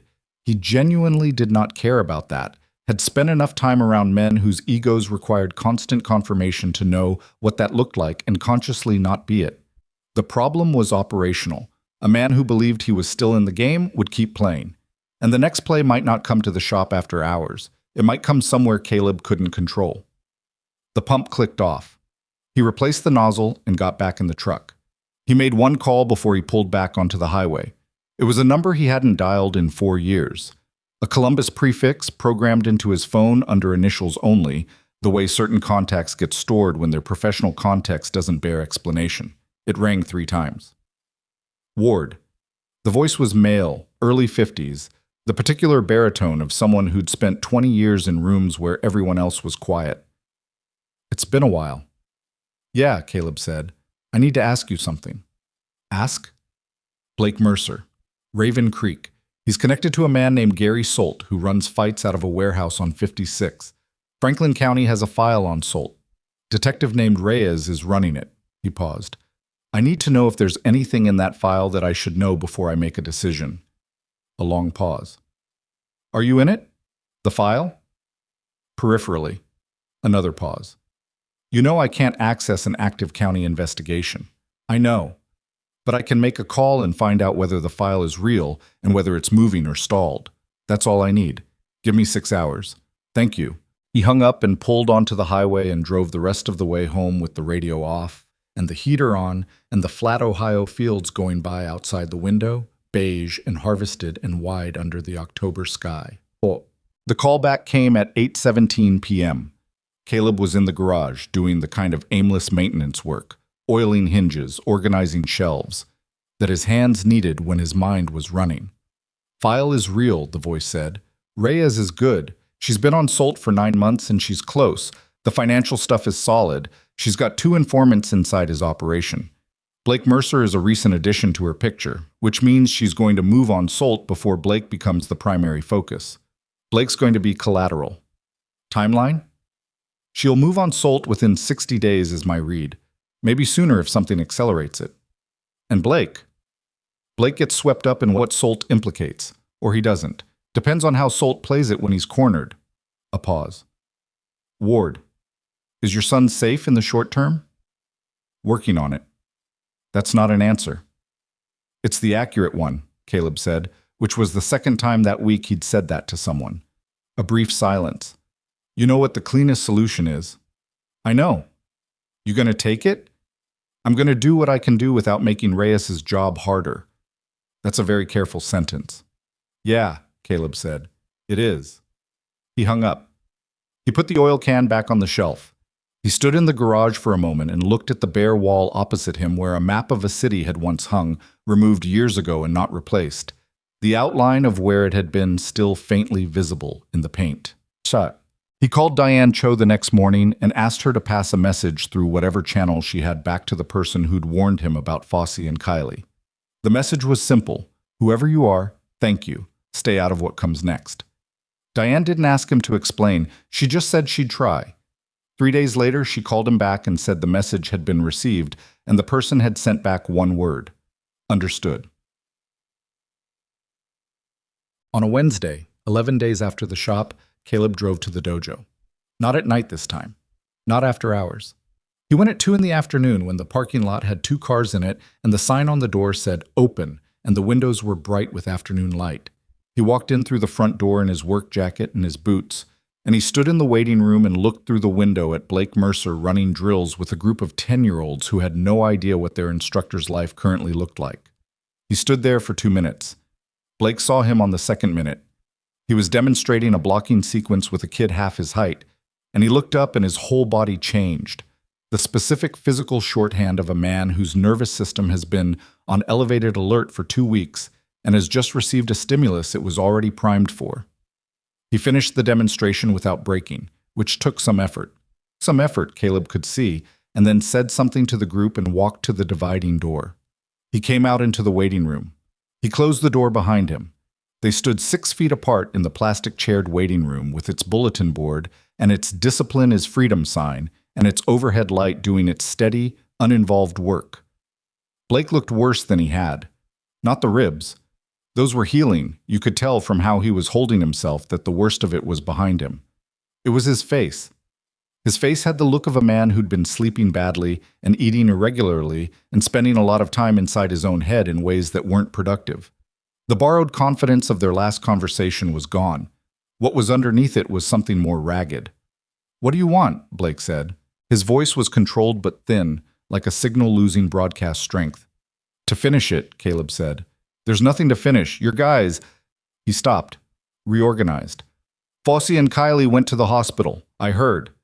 "They went to the hospital," Caleb confirmed. Blake looked at the floor for a moment, then back up.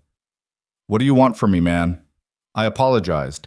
I did what you asked. You came to my shop."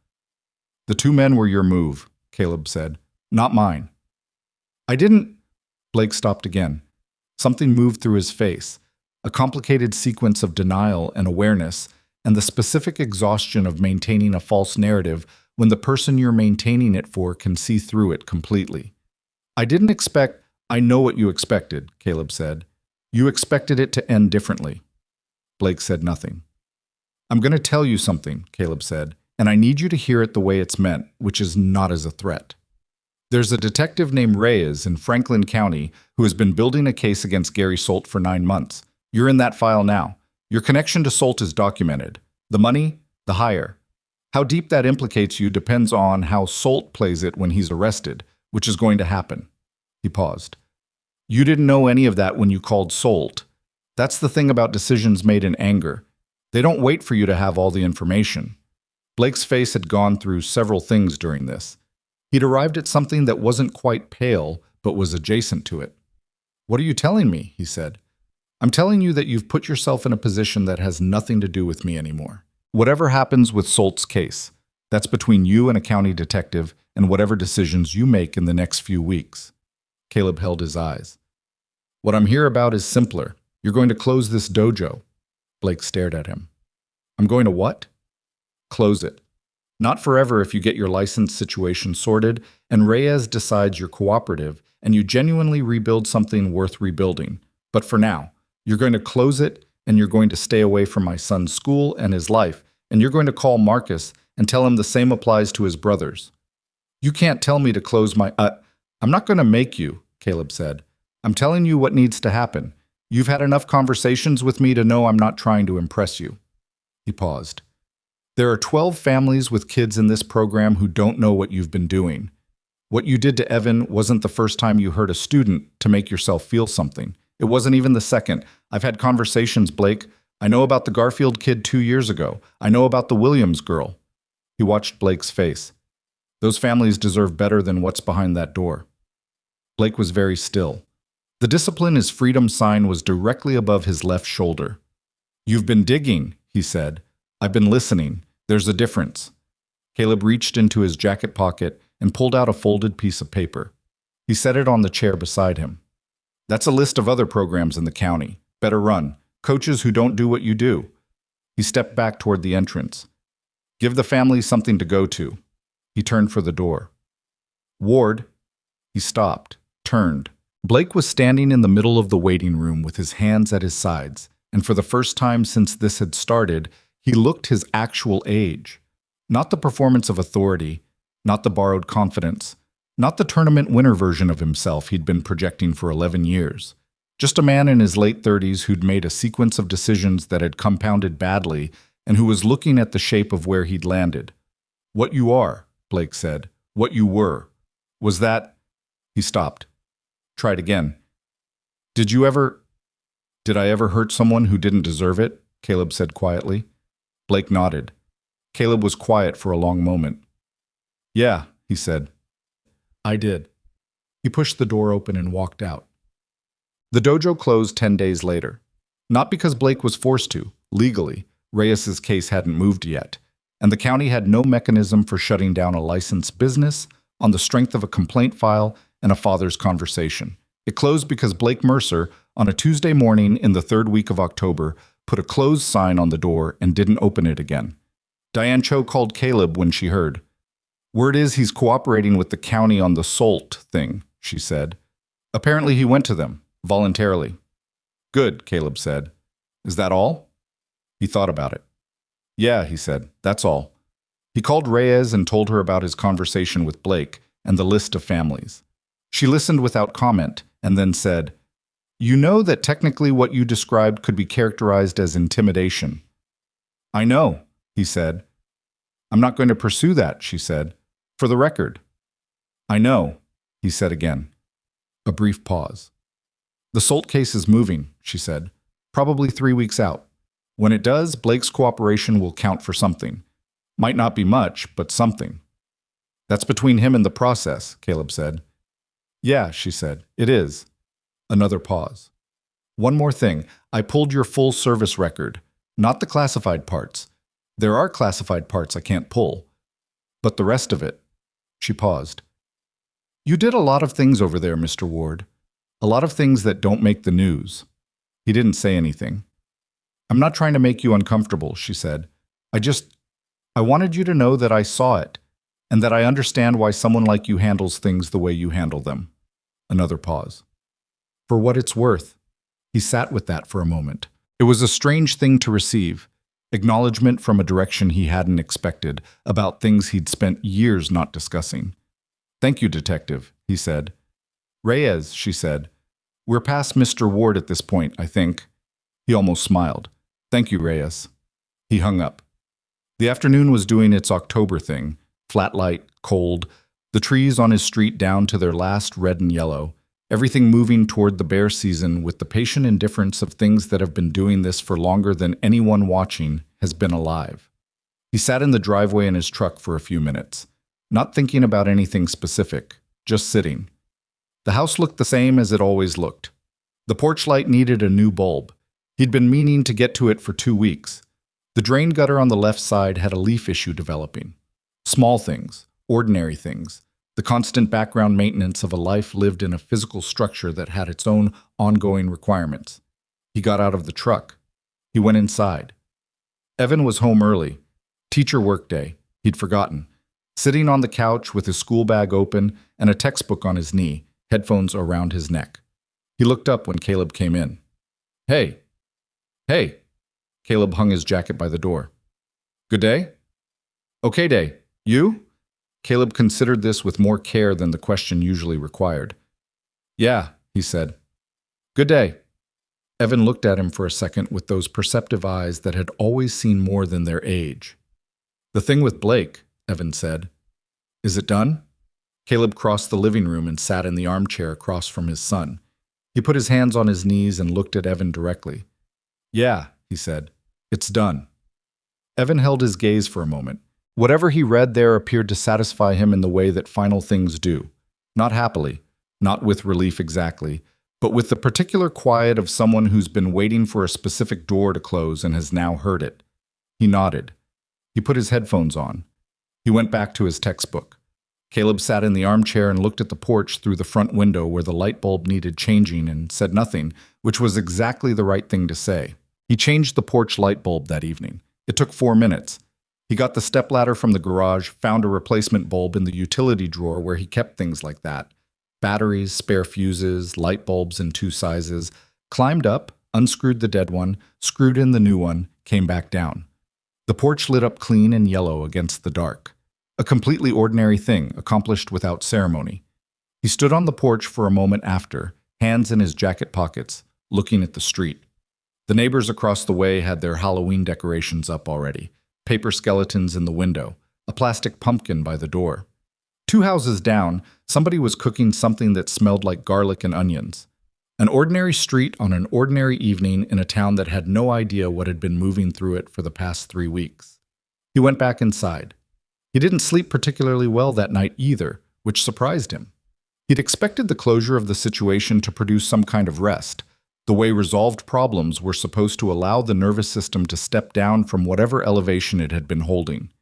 Instead, he lay in the dark and felt the quiet. The way you feel a room after a loud sound has stopped, aware of it, slightly suspicious of it, not quite trusting it yet. He got up at 4:30 and made coffee and sat at the kitchen table and wrote the statement Reyes had asked for. Longhand first, on a legal pad he found in the junk drawer, then typed on his laptop in the thin blue light of the early morning. Dates, times, specifics. The events in sequence, described without editorializing, the way he'd been trained to write reports, factual, sourced, verifiable. He read it back once, made 2 corrections, and emailed it to the address Reyes had given him. Then he sat with his coffee and watched the sky outside the kitchen window go from black to the particular dark blue that comes about 40 minutes before actual dawn, and felt something he didn't have an immediate word for. Not peace, exactly. Something more provisional than that. Something more like the feeling of a weight that has been transferred. Still real, still existing somewhere, but no longer carried entirely by one set of hands. Gary Solt was arrested on a Thursday morning in the first week of November, which Caleb learned from a news alert on his phone while he was eating lunch at his bench in the shop. The alert was brief.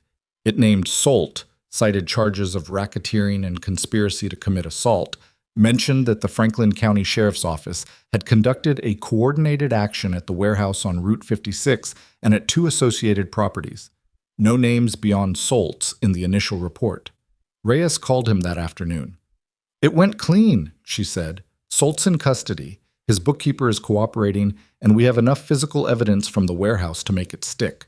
We found financial records connecting Blake directly to Fossey and Kylie. That's going to matter. What happens to Blake? He's being interviewed today. Given his voluntary cooperation over the past 3 weeks, the DA is inclined toward a conditional arrangement, suspended charges, mandatory community service, surrender of his martial arts licensing for a minimum of 2 years. A pause. He'll probably have to sell the building to cover restitution. Caleb thought about the building. The vinyl ghost letters still visible under Blake's logo. The plastic chairs in the waiting room. The discipline is freedom sign. That's fair, he said. He's not happy about it, but he's complying. Another pause. He asked me to relay something to you. Caleb waited. He said, and I'm reading from my notes, Tell Ward I understand now what I didn't understand before. I'm not asking for anything. I just want him to know. Reyes paused. Make of that what you will. He made of it what he could, which wasn't everything, but was something. A man arriving at a true thing through a hard route, rather than an easy one, was still a man arriving. Received, Caleb said. There's one more thing, Reyes said. Fossey and Kiley. They're being charged in connection with Solt's operation. 3 prior assault cases where evidence had previously been insufficient. Your situation won't be part of that, given the circumstances and their choice not to file a report. But they're going to face consequences for things that have nothing to do with you, which I suppose is its own kind of accounting. Yeah, Caleb said. I suppose it is. She was quiet for a moment, then, you did something that could have gone differently. You know that. I know. The version where it goes differently, that version has worse outcomes for everyone. I know that too. I'm not criticizing, she said. I'm just... She stopped, tried again. I hope you're talking to someone. About all of it. Not just this. The whole of it. He thought of Dr. Patel in Columbus. The 4 times a year, whether he felt he needed it or not. I am, he said. Good. A brief pause. Take care of your kid, Ward. That's the plan. She hung up. He finished his lunch.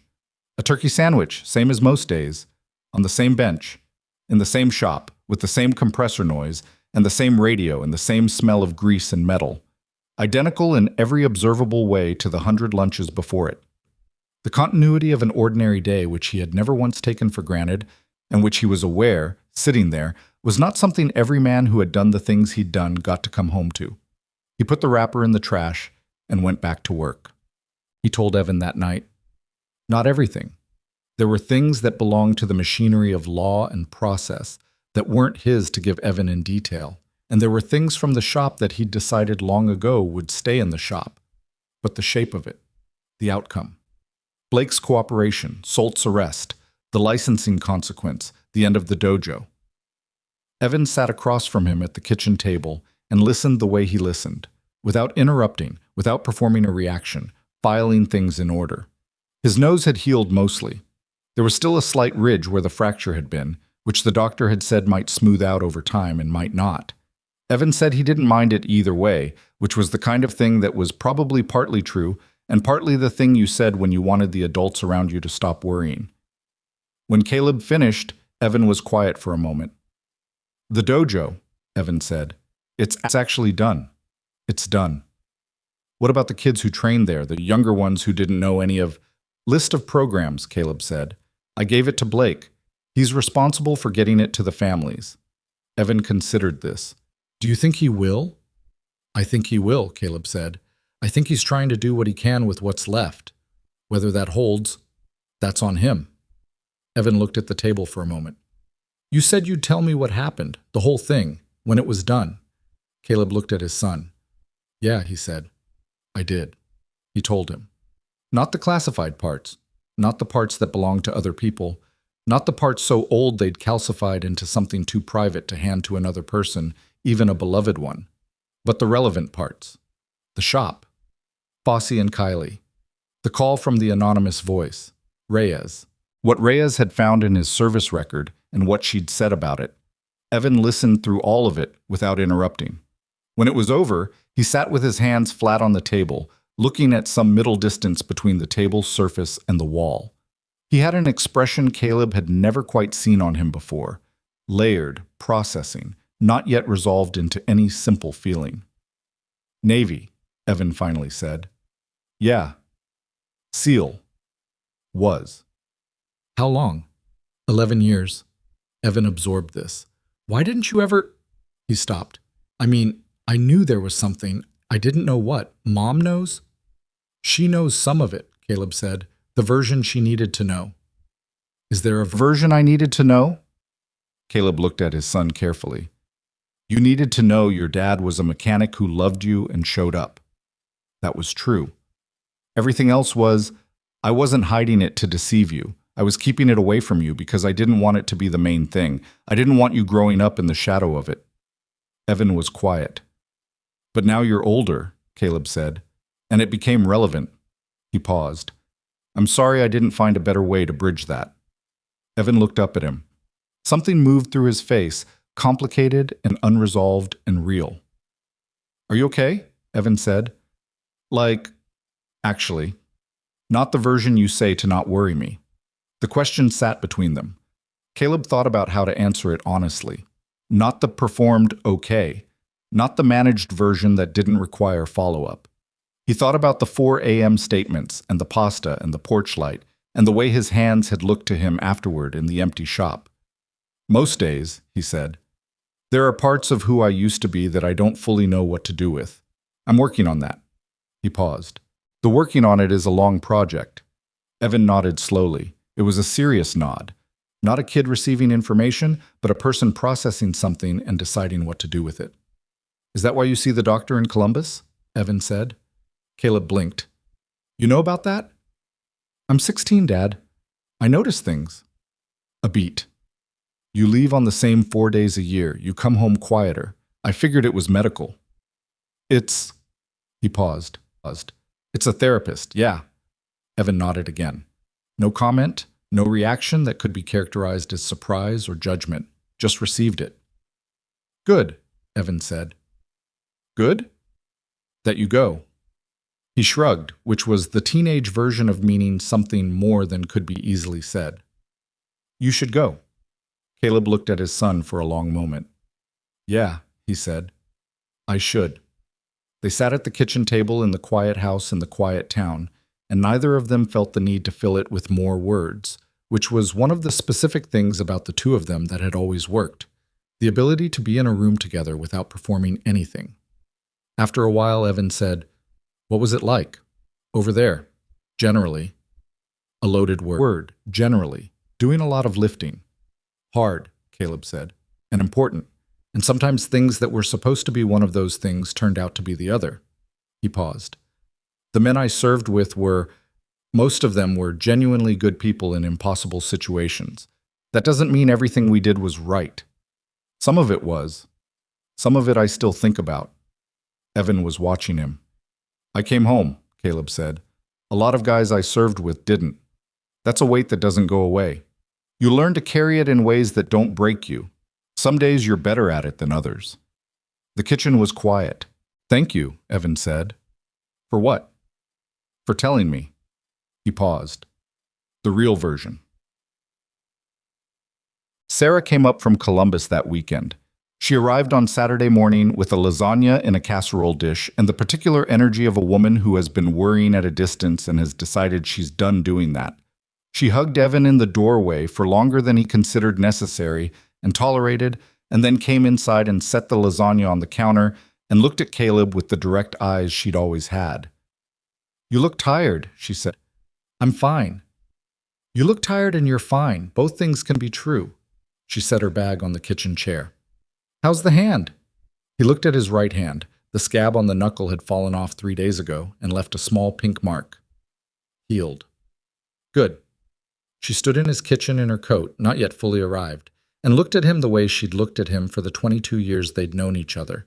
The look that had survived marriage and a kid and a difficult separation and all the specific terrain of a long acquaintance with another person's flaws. Caleb. Sarah. Is it actually over? Yeah, he said. It's actually over. She looked at him for another moment.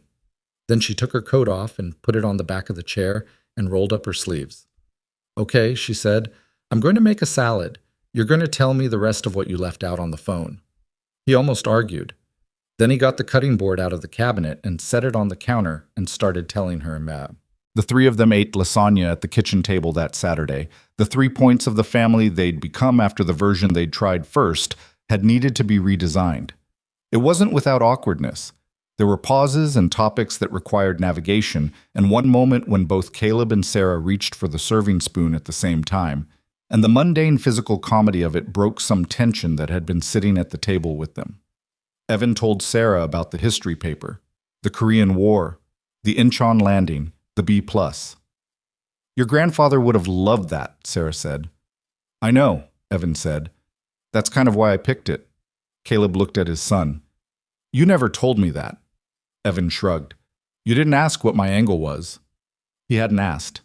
He thought about that. After dinner, Evan went to his room to call a friend.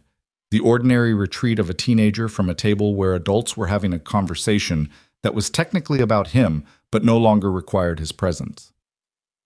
Caleb and Sarah sat with their coffee and the remnants of the meal and the comfortable awkwardness of two people who know each other too well for pretense. "He's going to be okay," Sarah said. "I know. You did the right thing, not perfectly, but right. The not perfectly part is what I keep coming back to." She wrapped her hands around her mug. "Caleb, you put yourself between your son and something genuinely dangerous, and you came out the other side and you're sitting here. That's not nothing." She paused. "The not perfect parts are what you bring to Columbus 4 times a year." He looked at her. "Evan told you he knew." "Evan tells me things." She almost smiled. "He's been telling me things since he was 4. You should factor that in more." He thought about his son at 4 years old, the specific version, the one with the rubber boots he refused to take off inside the house for 3 consecutive weeks. The distance between that and the 16-year-old who noticed his father's cut hand and deduced the shape of a situation from limited data was a kind of distance you didn't fully track while you were living inside it. It revealed itself in moments like this, in the gap between the child you were still carrying in your memory and the person actually present at the table. "He's good," Caleb said. "He's very good," Sarah agreed. "He gets that from both of us, which I think is the most we can reasonably ask." 2 weeks later, Diane Cho called to tell him that most of the families from the dojo had found new programs. 3 of them had landed at a karate school in the next town over, run by a woman named Coach Tran who had real credentials and an actual philosophy about age-appropriate instruction. A handful had switched to other sports entirely.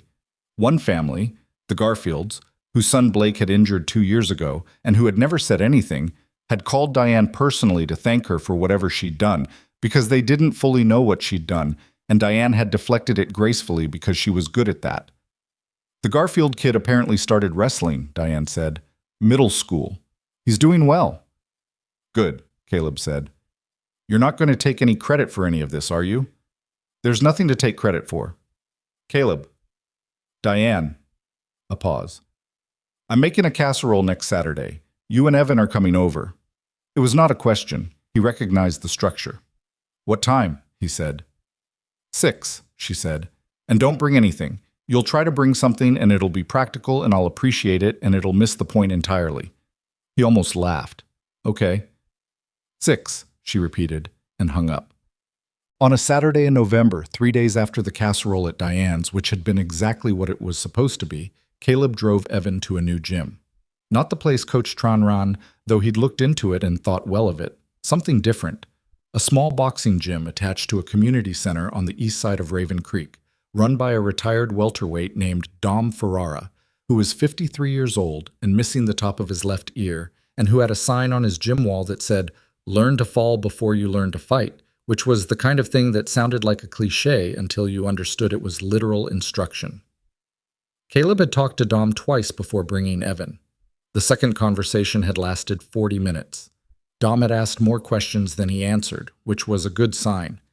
They sat in the truck outside the gym for a moment before going in. "This isn't a dojo," Evan said. "No. It's a boxing gym." "It is." Evan looked at the front of the building, a hand-painted sign, old brick. Through the window, the dim interior of a working gym, bags, a ring, a few people moving around inside. "Did you pick this specifically?" "I talked to the coach," Caleb said. "I liked how he answered questions." "What questions?" "The important ones." He paused. "You don't have to try it if you don't want to. We can find something else." Evan looked at the gym for another moment. Then he opened the passenger door. "Let's go in," he said. Dom Ferrara shook Evan's hand first, which Caleb noticed. Not the adult greeting a teenager version of a handshake, performed slightly downward, a real one. Eye contact, full grip, held for a beat. "Your dad says you've trained before," Dom said. "Some," Evan said. "Mostly I'm starting over." Dom looked at him. "Starting over's not the worst place to start." He walked them through the gym. It was small and real and smelled of work. The equipment was old, but maintained. 3 other people were training. A teenage girl on the speed bag, A heavy-set man in his 40s working the heavy bag with more determination than technique. An older kid doing footwork drills in the ring alone. Dom knew all their names and used them as they passed. He stopped in the center of the gym. "I'll tell you what I tell everyone who comes in here for the first time," Dom said. He was talking to Evan, not to Caleb. "I don't teach people to hurt other people. I teach people to understand their own body and what it can do. The fighting part is almost the least important part." He paused. "The most important part is what you find out about yourself when something's hard and you keep going anyway." Evan was listening. "You interested in that?" Dom said. Evan looked at him, then, briefly, at his father. "Yeah," he said. "I am." Caleb sat on a bench along the wall for the next hour and watched his son run drills with Dom. Basic footwork, basic stance, the foundational vocabulary of a craft that would take years to develop into anything resembling fluency. Evan was awkward at first, which was correct. He was 16 and uncoordinated in the specific way of someone whose body was still negotiating with its own proportions. He made the same mistake 4 times in a row, and on the 5th time, Dom adjusted his foot position with 2 words, and he got it. He got it, and he didn't perform getting it. He just quietly incorporated it and moved on. Caleb watched that and felt something uncomplicate itself in his chest. Not everything. He wasn't naive about what resolved neatly and what carried forward. He knew that the weight of certain things didn't lift because the immediate situation improved, that some things moved with you regardless of outcome. He'd be in Columbus in January for his appointment with Patel, and he'd have things to talk about that hadn't existed a month ago, and Patel would listen and ask the right questions, and they'd work through it the way you work through things that don't have clean endings. But this, his son's feet finding the right position on the gym floor, his chin coming up where it was supposed to be, his shoulders settling into something that was the beginning of something. This was uncomplicated. This was just good. Dom called a water break at the 45-minute mark, and Evan came over and sat on the bench next to Caleb and drank half a water bottle in about 10 seconds. "Well?" Caleb said. Evan looked at the gym, at the ring, at the girl on the speed bag who was moving now with a rhythm that took years to build. "He's a good teacher," Evan said. "Yeah, I is. Different than—" Evan stopped. He didn't need to finish it. "Different," Caleb agreed. Evan drank the rest of his water. He turned the bottle in his hands. Then he said, without looking at Caleb directly, "Dad, what you were, what you did. I've been thinking about it." "Okay. I don't think I want that." He paused. "Not the military. Not that path. I don't think it's mine." Caleb looked at his son. "That's fine," he said. "You're not disappointed?" "No." Evan looked at him sideways. Really? Caleb held his gaze. "I went because it was mine to do at the time. It's not something I'd wish on anyone I love just because I did it." He paused. "Your path's yours. That's the whole point."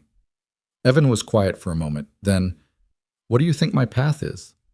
Caleb looked at his kid, 16, water bottle in his hands, in a boxing gym in a small Ohio town, having survived the last month with his dignity intact and his eyes open. "I think you're the kind of person who shows up," Caleb said, "even when it's hard, even when you don't know how it ends." He paused. "The rest of it, the what exactly, that takes time to find out. And that's okay. That's how it's supposed to work." Dom called the end of the water break. Evan stood up. He pulled his gloves back on. He looked at his father one more time. "Thanks, Dad," he said. "Not for any one thing. For the whole of it." "Yeah," Caleb said. Evan went back to the floor. Caleb drove home alone that evening. Evan had asked if he could stay another hour, and Dom had said yes, and Caleb had said he'd come back at 7. He drove through the darkening streets of Raven Creek with the heater running and the radio off and the kind of quiet around him that wasn't empty. He pulled into his driveway and sat for a moment. The porch light was on. The new bulb, clean and yellow. The gutter still had leaves in it that he'd get to tomorrow. The neighbor's decorations had come down and the yard looked like itself again. Just yard, ordinary and real. He thought about the men he'd served with, the ones who were gone and the ones who weren't. He thought about the missions he'd run and the calls he'd made and the weight of certain decisions that lived with him. the way old injuries live with you. Not always loud, but always present, always there when the weather changed. He thought about Evan on that gym floor, finding his footing. He thought about Blake Mercer in some office somewhere, probably right now, signing papers that represented the end of the version of himself he'd been building for 11 years, beginning the uncertain process of building something else. That was its own hard thing. Caleb wasn't glad about it the way a winner was glad. He was glad the way you're glad when something that needed to stop has stopped. He got out of the truck. He went inside and changed his clothes and came back out to the yard and got the ladder from the garage and cleaned out the leaf gutter in the last of the evening light, which took about 20 minutes and left his hands cold and his jacket damp at the elbows and the gutter clear and properly draining. He folded the ladder back into the garage. He stood on the porch for a moment and looked at the street. An ordinary street. An ordinary evening. A porch light that worked. At 7 o'clock, he got back in the truck and drove to the gym to pick up his son. He never told anyone what had happened in the dojo that first night, or in the shop with Fossey and Kylie. Raven Creek was a small town, and small towns collected their stories and turned them into currency, and Caleb had no interest in being currency. The version that circulated, that Blake Mercer had closed his dojo voluntarily under legal pressure, that Gary Solt had been arrested, that a quiet mechanic on Orchard Street had somehow been involved in some capacity no one could fully specify, was incomplete in ways that suited him fine. He didn't need it known. He'd done what needed doing, and his son was okay, and the families whose kids had been in that dojo had somewhere else to go now. That was the accounting. Everything else was noise, the most powerful thing he'd ever learned. Not in training, not on deployment, but slowly, over years, through the long project of coming home and staying home and being present in the small daily life of another person who needed him, was the difference between strength used to prove something and strength used to protect something. One of those leaves something behind that costs you. The other brings you back to your porch light, your kid, and an ordinary street that's exactly as it should be. That's the only victory worth walking home